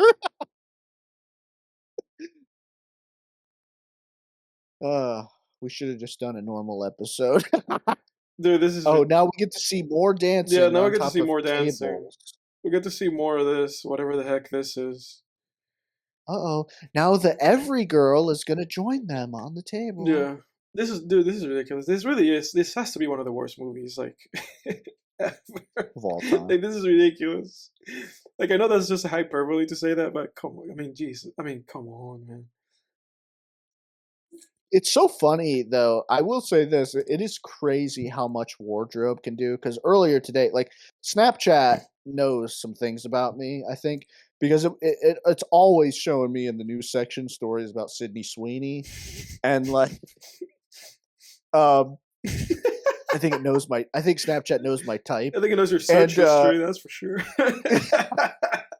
No, but like, and I will say, like, I like Sydney Sweeney in this movie looks like just like a nerd. I mean, she's pretty, but like she looks like not herself. You know, it is kind of crazy what Now, let me wardrobe ask and you wigs this: can do. in What? she like drove. This is like a huge plot hole in this movie that is full of plot holes because the movie is full of plot holes. and inconsistencies. The plot holes have plot holes. This movie's Swiss cheese, dude. This movie is like, I mean, Oh yeah. I mean, She just escaped the grip of a guy with super spider powers. who has like, not only does he have super spider powers, but he has like this weird paralysis and like in his gloves. Like you see how he like puts this like black stuff on them. What I was about to say was that in Dakota Johnson's flash forward that she got Yeah. to the diner before the spider dude got there, like a solid minute before he got there, and they were still playing that Britney Spears song, right? And she was like, "I'm gonna do this different, right?" But what she decided to do differently was just to drive there. But somehow in her flash forward, she walked there and she got there before the spider guy. But in reality, she drove there and she got there after him. Yeah. So, dude, I'm so confused. You know, and again, she's driving a stolen car. The police know it's a stolen car. Somehow, these women were able to just like randomly get on top of these tables, but none of the adults in the room or the owner of the place said anything. And somehow Dakota Johnson just drove through their and then drove out of there. And that car remained intact, but she like presumably drove through concrete. You know, like I mean, I don't know what else to say. Dude, fuck movies. And how is his like assistant knowing where these people are at all times? Like that's the other part that I'm just like, how do you know? They're not even explaining. Yeah, usually when you have a cat and mouse thriller, he just shows there's up like where they are. ways. Yeah, there's like ways that the cat in question finds the mouse. You know, it's like, oh, they have to like follow clues. They got to follow the breadcrumbs. But that guy's just showing up where they are somehow. Oh, well, look, Edward. Now they're doing a No Country for Old Men thing where they're in a motel room. I wonder if Spider-Man is going to show up here. I wonder if Spider-Man will be. I heard Spider-Man was there. Oh man! What is that? Spider-Man 2 or 3? Spider-Man 3. I right? think it's 2. Okay. Yeah, where JJ's assistant is like smart enough to know that realize, Peter this is guy Spider-Man. is fucking Spider-Man. Yeah, he's like J. I love that. Like in the Spider-Man movies, like J. Jonah Jameson's just like, oh, how does Parker get all these pictures of Spider-Man? You know, and then like his assistant's like, well, maybe he fucking is Spider-Man, you idiot. Oh god, man. Oh man. God damn, dude. Dude, fuck this movie, man. I don't even want to flame this shit anymore. We're still sharing things. Yeah. Now Madam Web's here. Well, this is the movie's reasoning for why they can't get the police involved. Oh my god. But the reasoning makes absolutely no sense.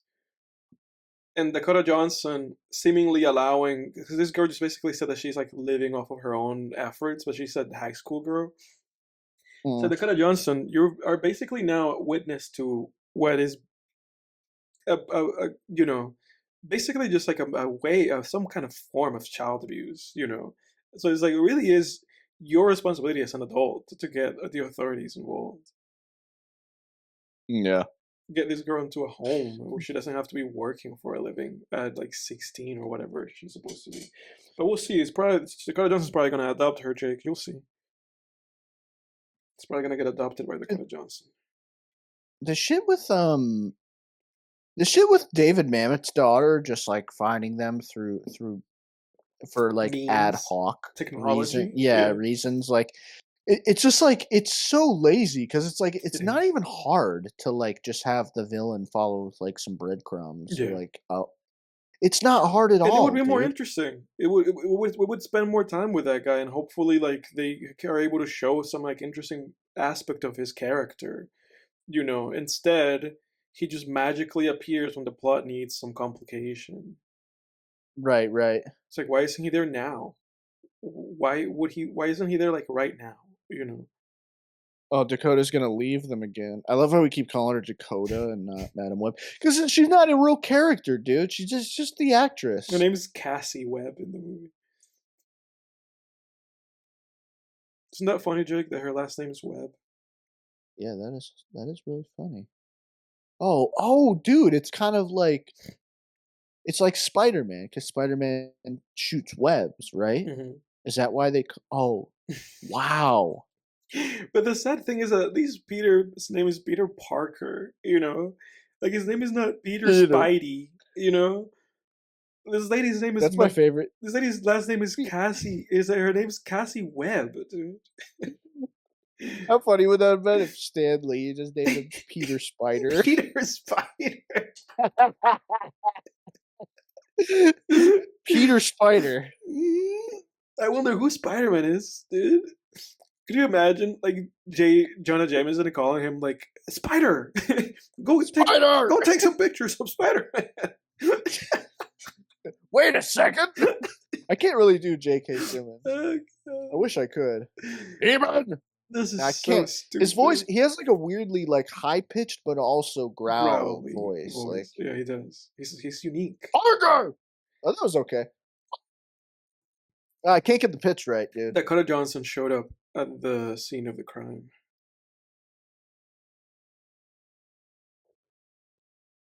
Why are you speaking in ADR?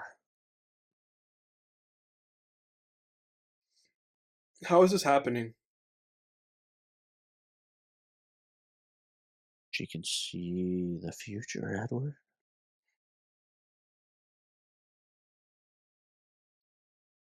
How is this happening? The implication before was that she just could see, like, you know, like 5 minutes into the future, but now she's like having a full-on like conversation with this guy in her head. How is this possible? This is like new. This is new, dude.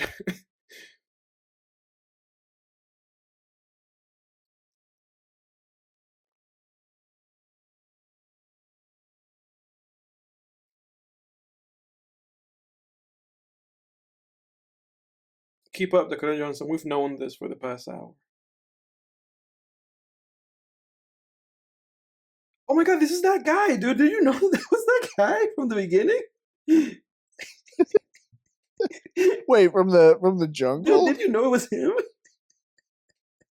Did you know? The guy that like betrayed her mom? Yeah, did you know that like, was him? Did you know that was him? I guess. Dude, I just found it out. But I kind of didn't. Oh yeah, because he shaved his mustache or whatever. Well, they didn't give us like a reason to care. I just put it together and it was that guy. I completely forgot about that guy. I thought this guy was just like a new guy, dude. I kind of did too, actually. I thought this was just a new guy, man. I'm sure that at some point in the movie he like said that was him, but we just ignored it and we're just like yapping over it. That's the guy from the beginning. He said, "Your mom." Excuse me, Madam Webb. Why are you able to just like not take showers and just still look really good? I think we're alone now.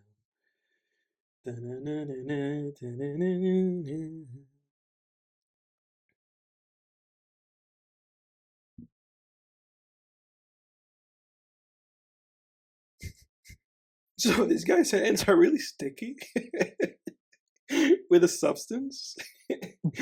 I bet, dude. Oh, dude, you know what it is? I bet. How much do you want to bet that him grabbing onto them is what actually gives them spider powers, and so then that's how he's bringing about his own end. his own damnation, like he himself, his own demise. Yeah, it's like all he had to do to not get killed by these girls, which these girls are killers. At some point in this movie, I guess, are gonna become like murderers. Instead of turning that guy into the police, they're gonna murder him. But I guess he creates his own problems. If he just stayed at home and played Super Mario, none of this would have happened to him. Right, right. He just had to get a Nintendo 64 and just chill out, get some pizza, play Mario 64, and then just let it pass over. Well, he's not even like a good character. It's like he's not Why even. is she He's like they're teaching? just. Why is she teaching them like her shitty like killing technique? How she killed her boss, who was fine after that Well, car. because The car she's got a. crash. Well, because Edward, she's got a bond with them so that we care about the characters, man. No, so why does like the villain is not even an interesting character? He's like, oh, they're threatening to destroy all I've built. It's like, oh, it'd be nice if we actually knew what that Exactly. was. All I that we mean, know, do you have like a company? I mean, what do you do? all that Like, we what know did is that you he's a build? cold-blooded murderer who gave himself the power of the spiders of Peru, and that's all we know. And that somehow he's rich. That's all we know, dude. That's like all Right. we know about him. And Dakota Johnson told us that he has sticky hands. Truly the greatest villain of all Yeah, time. right.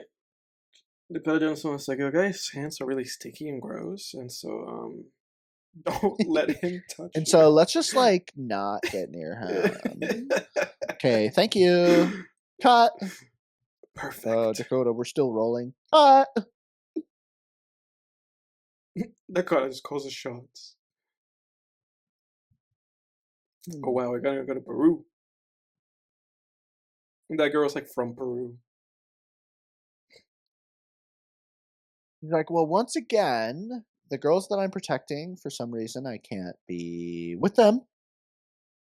So I gotta leave them somewhere else. This is silly though, because it's like the only person that the movie's told us that the only person that can protect those girls is Madame Web. It's Dakota Johnson because she can see the future and she knows like right when he's about to pounce, right? But Yeah, she's yeah. given them to Ben, and she's like, Ben, I'm going to Peru for a week.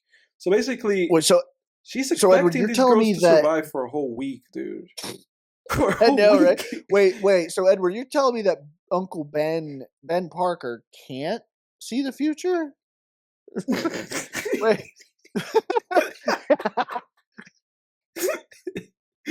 Cut to Peru. He can't see that one day he's gonna get shot by a burglar and say, Peter. Peter. Peter. Peter. Peter. I gotta say, like Uncle Ben dying is like one of the saddest movie scenes ever. But goddamn, dude, when he looks up at Tobey Maguire, it says, Peter. Peter. Peter. Uncle Oh Ben. fuck, dude. And now she's in Peru. Now, wow, no guide or anything, dude. Exactly, no guide. She's just figuring it out on her own with her mom's notes. But also, right? We figured out. We know that the Spider-Man guy can see the future somehow, right? He has prophetic dreams. Tells him where the girls are at.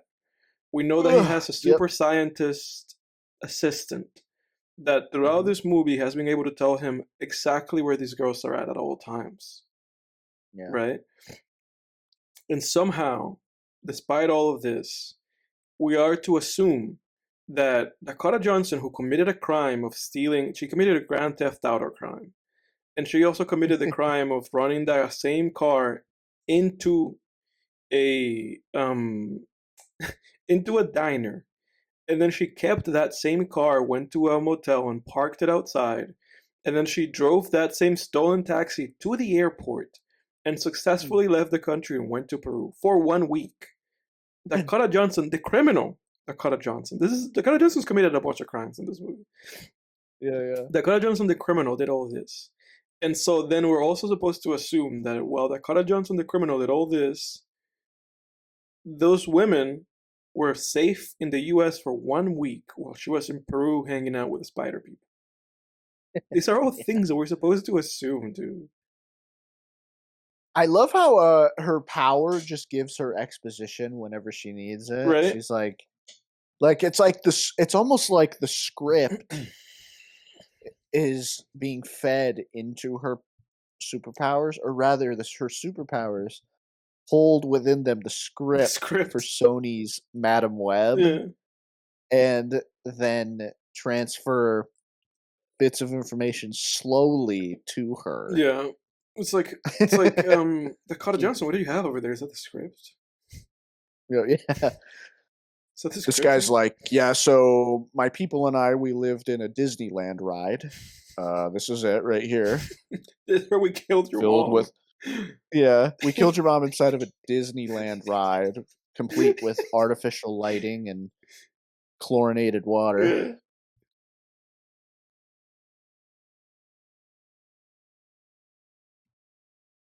Dakota Johnson, you have to jump in the water. Jump in the water. Dakota Johnson. It's just like, no, I don't think so. And it's like, you have to jump in the water. God damn, man. And now he's gonna push her. Yeah. Oh, that's nice. But he pushed her spirit, Jake. You know, like they do, like Tilda Swinton did in Doctor Strange. He like pushed her, but her body stayed, and her soul, you know, went into the water. Mm. Oh wow! Now,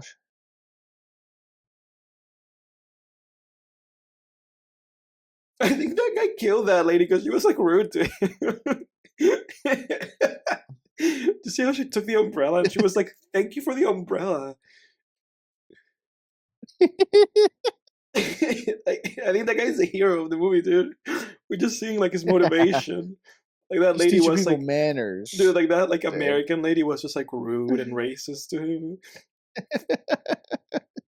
Excuse me, thank you for the umbrella.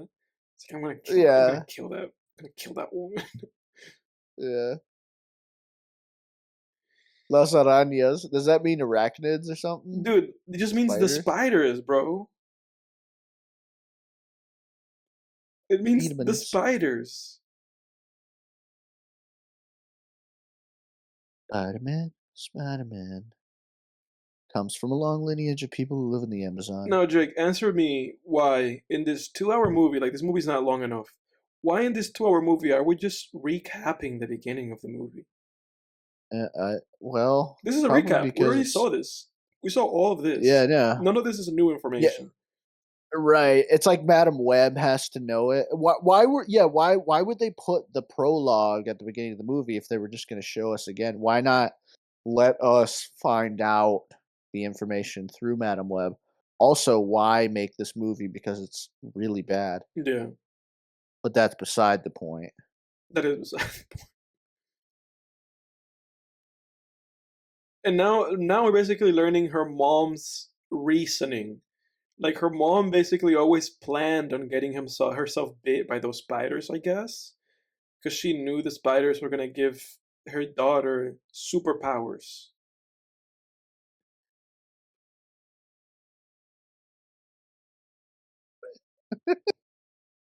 Lady, you're not gonna teach your daughter anything.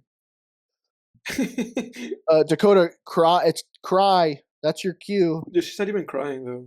She's just making a sad face. You did it. I never knew I was sick. They're like, the director's like, Dakota, we're gonna do that take again. You know what? We already did 10 times. Fuck it. Mind you, that Dakota Johnson never cried. She just always made like a cry face. And I think that's why we're like choosing. I think that's why the director. I think that's why they're cutting around it so much, because none of these ladies, except for the mom a little bit, gave a convincing performance. Like Dakota Johnson looks like she's like laughing. Oh, dude, it's like Christmas Carol, where she's seeing visions of things that have passed. Whoa! Oh my god, dude. Whoa. That must mean this is as good as a Christmas Carol, right? It is as good as a Christmas Carol. Mm-hmm. And Christmas Carol is like at least like a 6 out of 10. So this movie is like a 10 out of 10. Which Christmas Carol? That's the question. There's a lot of those movies. It's a lot of those movies. I gotta say, the one with Patrick Stewart is my favorite. I haven't seen any of them. I've only seen the animated ones. I haven't seen like the live action ones. The one from the 90s with Patrick Stewart, that's the good stuff. We watch that every Christmas, dude. Do you really? Oh, dude, Patrick Stewart was the best Scrooge. And like, dude, that movie, like, it's like, um, the budget's lower than Nosferatu, but it is like Nosferatu, where it feels like you're in freaking Victorian times, like the way yeah, it's a good movie. Really, that's high praise. It's really good. I might check it out then. Maybe around Christmas season. It's great. Dakota Johnson.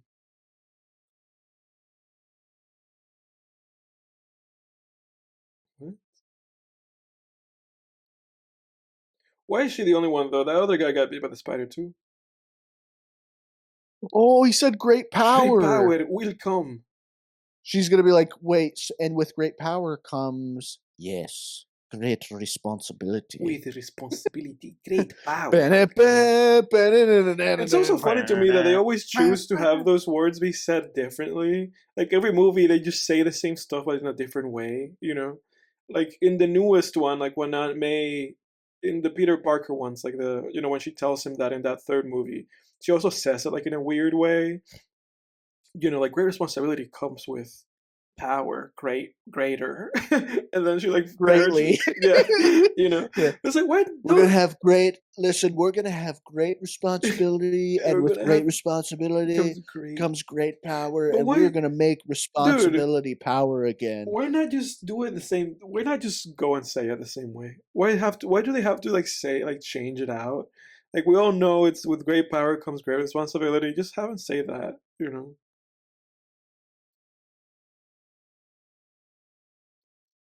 Ben said words, and somehow on the Kardashian show. Somehow this whole week, the movie conveniently has decided that guy's just not gonna come in and destroy these girls. This whole week that woman, that Dakota Johnson, was in Peru.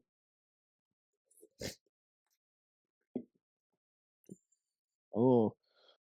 Now the story's going to be really good, though, Edward, because now there's lots of complications. Yeah, right? And the baby's on the way. Spider-Man is going to show up again. Excuse me, evil Spider-Man. He's not Venom and he's not Spider-Man. He's evil Spider-Man. Evil Spider-Man, dude, whatever his name is. What is that dude's name? They're like...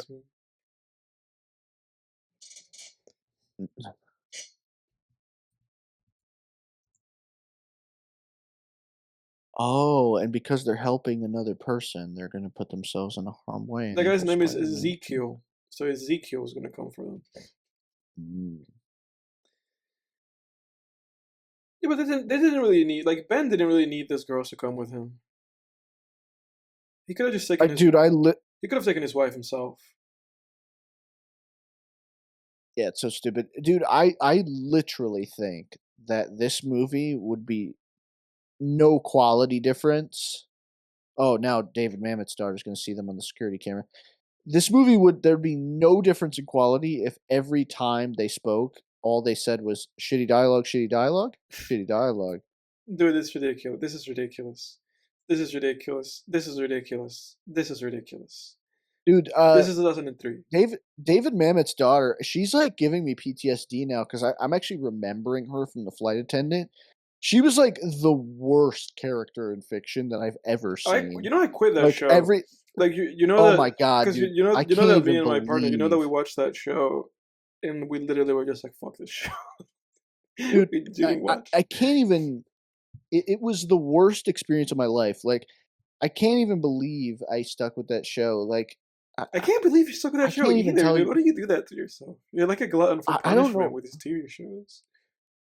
I mean, granted, it was just one season, but I mean, I don't know. I can't explain it, but like, I wouldn't now. I don't know why I did at that point. Yeah. She look at her. She just saw the puddle. Like, she saw the puddle of the lady's water breaking, and she's like, "Oh, she knows that they're." She knows. Yeah, and mind you, Jake, she's still driving the stolen taxi. The taxi that she stole, that she parked at the airport. Yeah, these taxi drivers just don't care about their taxis. And now she stole this ambulance. You saw that, right? What in the fuck, dude? No, dude. So David Mamet's daughter, that her character in Flight Attendant is probably the worst fictional character of all time. Like I remember just every scene she's in. Like Kaylee Cuoco's character would just say anything, Mm. and then like David Mamet's daughter would just be like, yeah, okay, so we're not gonna do that. We're just gonna chill, and I'm gonna call the police, okay? And that's that. It was just like every line of dialogue was that. And after like 3 times, I was like, "Holy fuck! Shut the fuck!" But she just kept going. And it was like every scene she was in. Yeah, we're not gonna do that. And in fact, I think I'm seriously gonna call the police now because I Seriously. think you're like unwell. I was, oh, Why David Mamet's daughter? The nepotism runs rampant. Like, nobody earns anything in Hollywood. Everybody's just born into it. I feel the nepotism getting worse these days. How did this I mean, happen? it's like crazy when How did they like corner them into that situation? How is that well, possible? it's reproduction. I mean, it's like basic reproduction. Like in the 20th century, film was still like a new thing, so you didn't have enough generations for there to be nepotism. Oh my god, That's the dude. worst siege. Spider-Man was like, "Oh, I have to jump now, so the ambulance will hit Dude, me." he jumped right into it. Like he jumped right into it. Like all he had to do was either stay where he was or just like squat down. But he like jumped right into it, dude. I love how I love how Madam Web she just the script gives her whatever ability she needs for the scene. Like all of a sudden she's just like this ace like getaway driver who can drive ambulances through billboards. My god, dude. And dude, she basically told the band guy, what is the name of that actor? Michael Scott? Whatever that dude's Yeah. name is. She basically Adam Scott? Adam Scott, yeah. She basically told that dude, like, hey, you don't matter to the plot of this movie. Like, I just want to kill these girls, so you can go and fuck off and take your wife to the hospital now. Oh yeah, she's probably giving birth to Peter Parker, right? Oh, dude. No, So because wait she's a second. soft. Fucking Emma Roberts is supposed to be. Oh wait, yeah, no, Yeah. that's right. They're not Peter Parker's parents. I think the thing with Ben is that they lose their kid. But then they get Then Peter. Peter. Peter is just like his brother's Peter. son. Yeah. Peter. Peter, you're my son now, Peter. You're not my father, Uncle Ben. Ah. Peter, I'm dying. With great power comes a lot of responsibility. Or something like that. Something like that. Because Madam Web's like, "Oh, okay, wait. The script is telling me that you should shock the ceiling of the ambulance right now. Okay. There's a beat, and then now." This movie's so stupid, man. This is so stupid. Dude, this is gonna be the worst episode of Film Tangents ever, too. No, I think the audience will enjoy it because we're having fun with it, but this is a terrible movie. Well, they have to watch the fucking movie along with it. Otherwise, because other commentaries were talking about other shit, but like this is so bad. Like we can't. It's like terrible. a train wreck that we can't stop looking. We can't look away from. We're along for it, dude. What is going on? Why is the camera doing that? Oh, there we go. They did the That's So Raven thing. They did do the That's So Raven thing. Holy shit. Finally, they actually committed to That's So Raven. Okay, wait a second, girls. The script is showing me. Finally. I'm reading the next few lines of the script. It's showing her the whole last 10 minutes. Okay, the script says I need to pick up this radio now.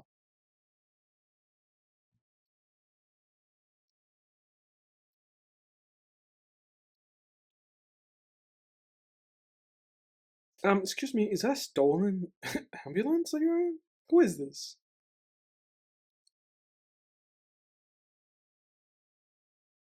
see, I'm going through a character arc. Yeah, right. So I have to Reference. fulfill my arc Yeah, and help you. Yeah, she has to be like, oh, my parents always bail on me, but you, Cassie, you're different. Also, I feel bad about my fellow EMT that I wasn't able to save, so you guys will make up for that. Yeah, right.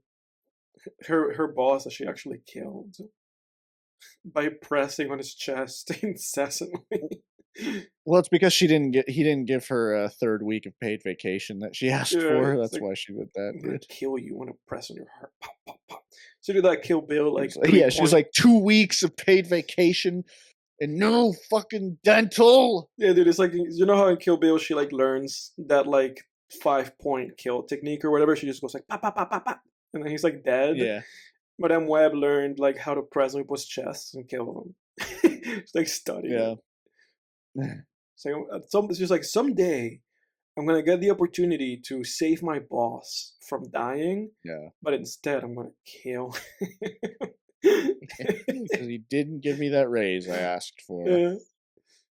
But like in her life, that was like 5 years ago when she first started. You know, like a year into her job, and she's just like still salty over it. But he did eventually give her the raise, but just not when she wanted it. Just like at the 2-year mark, you know. Saying, I'm still gonna kill you. Oh, you're Spider-Man. Oh my god. Peter Parker's here. Peter. He's here. Peter. Peter. I don't think I realized how much the villain was actually going to resemble Spider-Man. It's literally Spider-Man. It's like if you, it's almost like they just gave him the suit and just put it like inside out. Yeah, it's like a photo negative. Yeah. That's all it is. It's a photo negative. It's like whatever is black is red and whatever is red is black. Yep. I didn't realize that. I thought he was going to have some identifying features of Spider-Man, but I didn't realize it was just going to literally be Spider-Man, with a photo negative suit. The funny thing about Dakota Johnson is that her only superpower is that she's That's So Raven. Yeah, no, I thought she was going to like be able to do something else. She doesn't have any other power. She's basically just like trying to kill Spider-Man by just doing random shenanigans, like trying to blow him up. But it's like, you're not gonna kill that guy like that. That's a dude. Oh my god! It says Pepsi Cola. Oh my god, dude! I'm telling you, Edward, you're gonna be sipping some Pepsi this weekend. Dude, Pepsi better have paid for this entire movie for how much like ad like space they got in here. Literally, this movie's literal end set piece is happening on a rooftop that literally says Pepsi Cola. I'm sorry I did this to us, man. I'm sorry I put us through this, Edward. With great power comes great responsibility, and I had the power to choose. You didn't use your power responsibly, dude. This week's film. You should have chosen. I chose to do Film Flame. This was a horrible mistake. You should have chosen. You should have had us just watch that 2003 Daredevil movie, dude. Yeah, right. Maybe Film Flame needs to have like. Oh my god, Pepsi, dude. Maybe I need to find movies that just have like 48% on Rotten Tomatoes or something. You know, like just those types of movies. I don't know, because those type of movies might just even be worse. You know, I think the thing is that sometimes you just want to at least have these kind of movies be like funny in some kind of way. And the shitty thing about this movie is that it's not even funny, dude. It's just bad. Like, it's just bad. Julia, get down. Yeah, I thought this movie would be like as bad as like Amazing Spider-Man 2 or something. Yeah. But this is like horrific. But I don't know. Maybe Amazing Spider-Man 2 was this bad, and we just don't remember. Dude, I thought the movie was. I thought that Amazing Spider-Man 2 was horrible. Yeah, I saw it once, and I was like 16, I think. So I mean, who knows, man? It's been 10, 11 years since I saw it. Yeah. So could be. How did she do that? How did that girl do that, dude?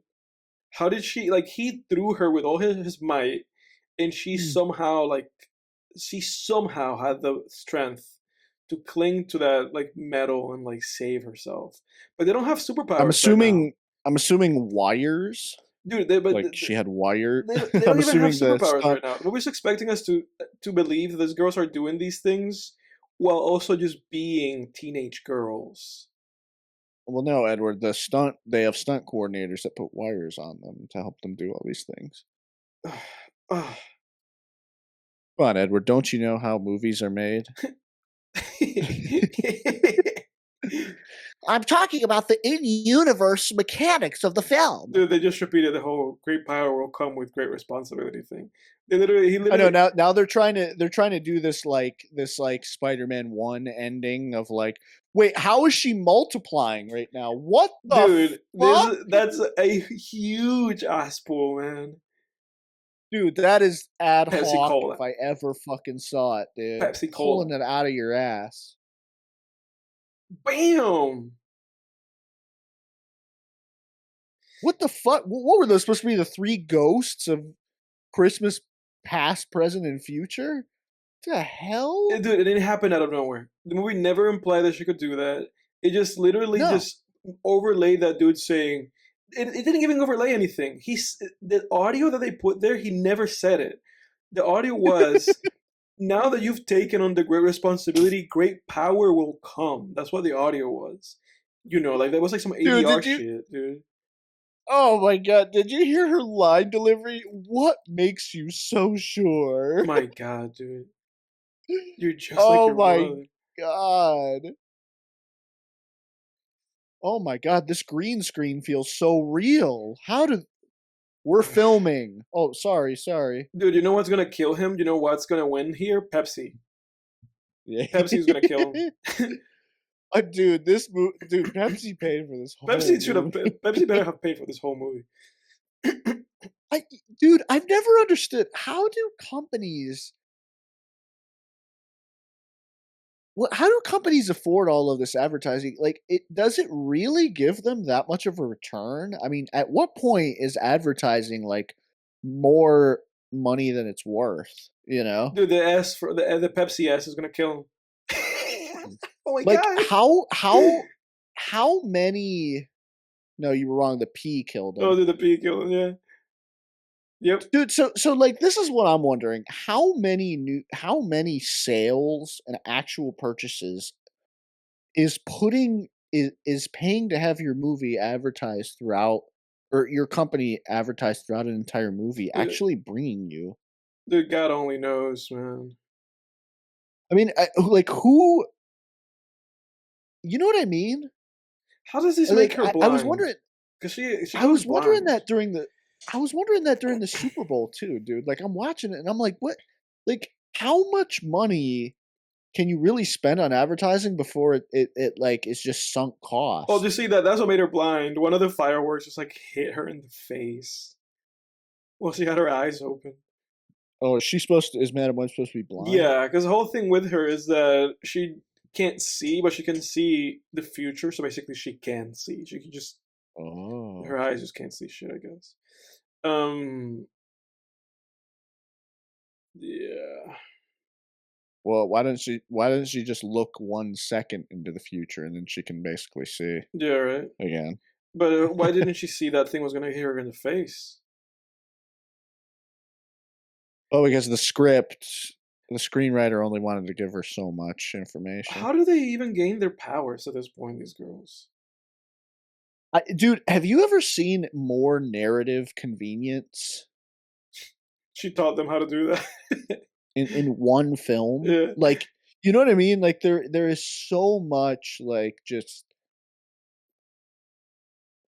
narrative, like, too convenient shit happening in this movie. Yeah. Where literally every character is just like where they're supposed to be at exactly the right time, given the information they need At exactly the right time. Like, it's just. Now she's blind. Now she's Madame Web, Jake. With her ass pull power of being able to, I guess, like astral project physical forms.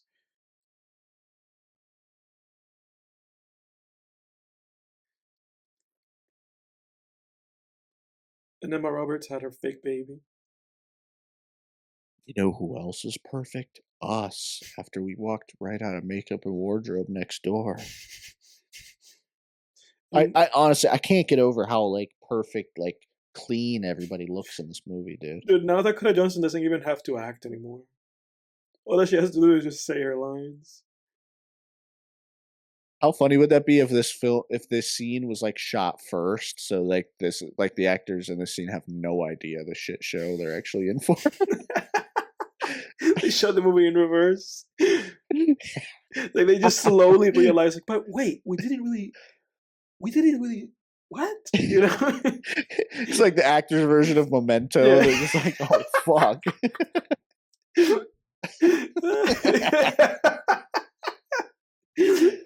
And then they're like, oh, so now we're shooting the very first page of the movie. Like, oh my god, what? What are we doing? Oh, there's a movie. Okay, here it is. There's a movie. Great movie. I've talked about it in the podcast before. Fuck, what's the name of that movie? Let me look it up. Because I'm actually blanking on the name of the movie. Jesus. Oh my god. But she's just wearing some very stylish. But why is she on that though? Why is she like where was the implication that she lost the ability to walk? Wait, I'm also confused as to like when were these girls supposed to have spider Exactly. powers? When are they gonna get superpowers? And why are they all why are they all hanging out with Madame Web? I feel like at this point they would only hang out with Cassie or Dakota Johnson out of pity. Like, she's blind, she can't walk anymore, we should go and hang out with her. Oh my god. Is that the end of the movie? Oh dude, this is the girl boss end of the movie. But again, how is it that they get these powers? And why is it that in this universe, seemingly there's 3 people who are already Spider-Man before Spider-Man even exists? That shot right there looked like it. The way it was filmed looked like Sydney Sweeney was a home invader, and that guy was just defending his apartment. It really with was. a gun, but like, he's there to kill him. It looked like you're just breaking into someone's apartment. It doesn't even look like you're stopping crime. Dude, but how do they get the powers? Is the implication here that she like got one of the spiders from Peru and she gives them the powers? Is that the implication? She makes them like into superpowered people? Dude, I don't fucking know. And why can't she walk? Oh my god, dude. Oh my god. Sponsored by Party City. This is the worst. This might be the worst movie I've ever seen, dude. This is terrible. This was terrible. Oh my god. Oh my god, they end it with the cranberries. Get the fuck out of here. Oh my god. Stop it. Dude, that really is like I'm gonna give this movie a half star, dude. Half a star. This is terrible. 100%. Shame on everybody involved in this movie. And why are they fucking playing this song with the cranberry? Sony, just stop it. Well, apparently they are stopping, actually. So apparently Craven the Hunter was also a disaster. Yeah. And I think they're done now. They finally gave up. That Craven the Hunter thing was like, it was a huge failure. Because at least this movie, the thing that enabled them to keep going was that despite the fact that this movie and that the Bannon movies and that the Morbius movie were so terrible, they kept making money. Except for Morbius. I don't think Morbius didn't make any money. And I think now that they struck out like 2 or 3 times in a row, I think they're just like, we're done with this shit. Yeah, I think only the Venom movies made money, if I'm not mistaken. Yeah, I'm pretty sure only the Venom movies make money. Because, I mean, I even shelled out my fucking hard-earned dollars to Venom 1 and 3, so, I mean... because again, like these Dude, the Sidney Sweeney's last these name in this movies, movie if is they're even half, Cornwall, dude. And then what'd you say? the Hispanic girl's last name is Corazon. Her last name is Heart. Yeah, I mean, because the thing is, like, even if these movies are halfway decent, it's like a decent theater outing, Netflix is asking me, "What did you think about Madam Web?" Holy shit! I'm gonna have to say, not for me, Netflix. Yeah, this was terrible, dude. But what I was gonna say before is that there is this movie that I mentioned in the podcast before, great like road movie by the name of Two-Lane Blacktop, like a cult classic movie from the 70s. And in that movie, I read that the director gave the actors never had a script. They committed to the movie without a script, and then he would only give them the material they were going to do the day before. So they would like learn their lines and what was going to happen in the film the day like before they were shooting. So everything was just kind of a Yeah. surprise for them. And it made for a great movie, very naturalistic performances, And with this movie, I feel like it was like that with a reverse. Like, we're talking about how they shot the movie in reverse, like Memento. It's like that with this movie. Like they just gave the actors only what they needed to know, Yeah. and then they just had to put the pieces together about what piece of shit movie they were making. Dude, imagine the horror. Like, if you're an actor in this movie, imagine the horror you would feel after watching, like, the first 5 minutes of this movie. Mhm. Like, if I were an actor in this movie, I would be like, "Oh my god, my career It's over. is done. It's over." Sydney Sweeney survived. Sydney Sweeney, like, Because she was already in the up. Like she was like the thing is that her career was already like taking off too much to actually like be damaged by this piece of shit. And Oh, yeah. I think honestly, dude, I think the only person sadly hurt by this movie is probably the director. Oh, for sure. Because everybody I can else, I see think, Dakota everybody Johnson else is still going. getting Like hurt. those other actresses, like they're too young and too like like they're I feel like everybody in the studios know like these girls are too young for us to make like some kind of like like oh your career's over because you've made this movie kind of thing. And then Dakota Johnson like basically like through all the PR that she did, she basically like spun it around to the movie. Like Dakota Johnson was basically trying to like be like, oh, the movie. From what I have gathered from her general attitude through like the PR of this movie was she was basically trying to be like trying to clown on the movie and like distance herself from it. Yeah. So I think they did. I think everybody just kind of put it on the director basically. Like I think the director is the one who probably is taking the fall for this movie. Yeah. I would love, dude, imagine having a PR team that just tells you how to behave in the world. It's like That'd be fucking awesome. push it on it. They'd be like, "Jake, do this." "Oh, Jake, your girlfriend's mad because you haven't been spending enough time with her. We'll write the response text." Like, dude, this was like this was her. Like. Let me see this when this movie came out. So, Madame Web. I'm really sad. I feel like you didn't appreciate that joke. I'm sorry. I was just not paying attention because I was I just liked like that. I'm just like looking up this stuff as I'm watching the credits because Madame Web came out in February 14th. So we're watching this literally a day. Like this movie came out a year tomorrow. A year from tomorrow. It's been that long? Yeah, this was like a Valentine's Day I thought it movie. was. Oh, it was? I thought it was last summer. Yeah, this was a Valentine's Day movie, dude. For some reason, for those curious, we're shooting this on the 13th of the day, right before Valentine's Day. So literally through the promotion period of this movie, on March 5th, so 3 weeks after this movie came out, not even 3 weeks, like 2.5 weeks after the fact, Dakota Johnson said, "It was definitely an experience. I will probably never do anything like it again because I don't make sense in that world." So, dude, not even a month later, she was shitting on this movie, dude. I'm telling you, like her PR team just told her, like, "Hey, just put the movie down. Everybody knows it's a bad movie, and just distance yourself from it. Make it like it's not your fault." But the thing is, and it has to be said, she was terrible in this movie. Like, she was terrible in this movie. She didn't give a single fuck. Like, it's clear that Dakota Johnson made this movie just for the paycheck, dude. Like, her heart was not Yeah. in this movie. Yeah.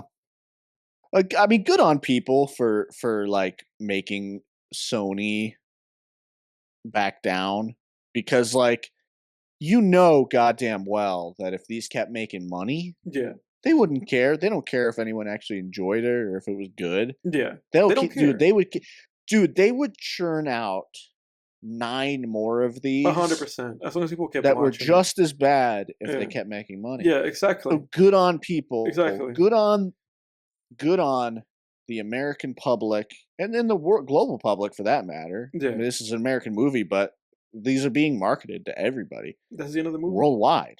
Good on people for being like, for standing up and saying, no, you're not fooling us. We are smart enough to know what good storytelling is, and fuck you.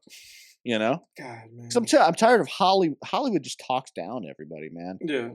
They think that they think that everything they do is like so fucking pristine and good and wonderful.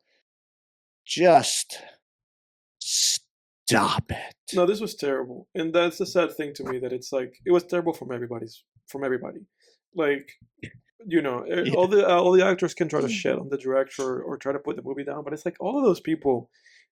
I am 100% convinced that no single individual involved with this movie, maybe except for the director, no single individual was actually trying to make a good movie. You know, Yeah. I Yeah. am 100% sure, and by that I mean like the people above the line. There could have been a PA there that was like, oh my god, we're making a damn web. None of the producers, none of the writers, none of the actors, not the director, not the cinematographer, not the production design people, nobody above the line, none of the creative people in this movie, nobody Yeah. knew. They already knew in their heart that they were making some piece of shit. Everybody knew it, dude. Everybody knew it. The only person, again, the only human being in that movie that was probably trying to make a good movie was the director. Because the director knew. Yeah. They're like, oh, if this movie flops and sucks, this is going to be maybe the end of my career. Yeah. Sucks for them. They took the bullet for that, but they got their paycheck. They knew what they were going to get in. They knew they were getting in bed with Sony, dude. And Sony only makes shit. Yeah. Unless they don't. Sony hire us, maybe we'll make you a decent movie.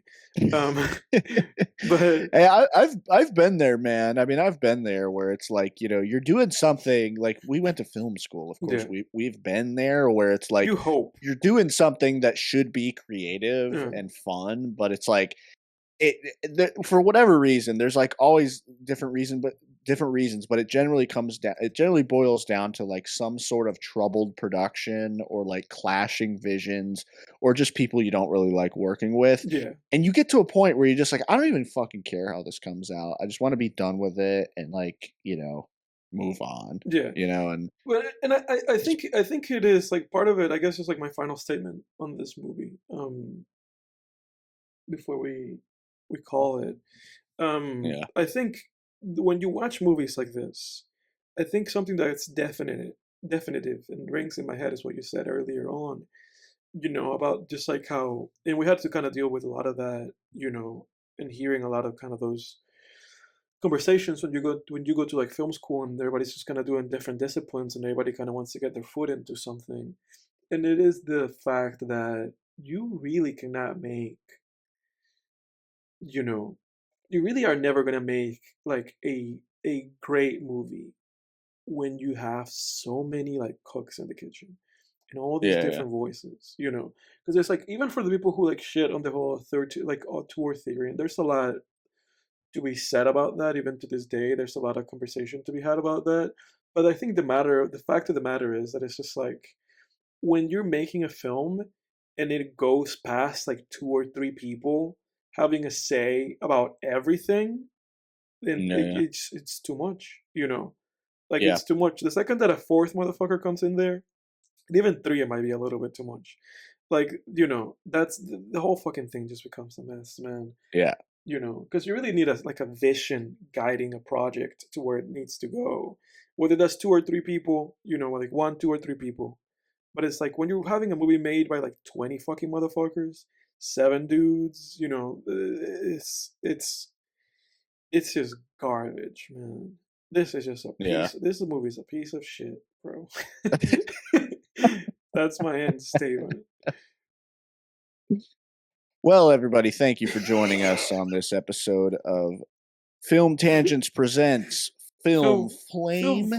And well grilled this film was. And yeah, I guess next week we got Jack's pick, so we don't know what that is yet. Yeah. So next week's going to be a surprise. Yeah, stay tuned. And for all the Jack fans, he's bringing a movie for you guys. Shit, man. Next time on Film Tangents. Next time on Film Tangents.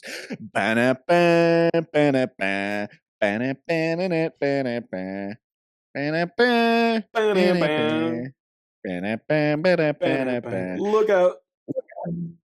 Here comes the Film Tangent.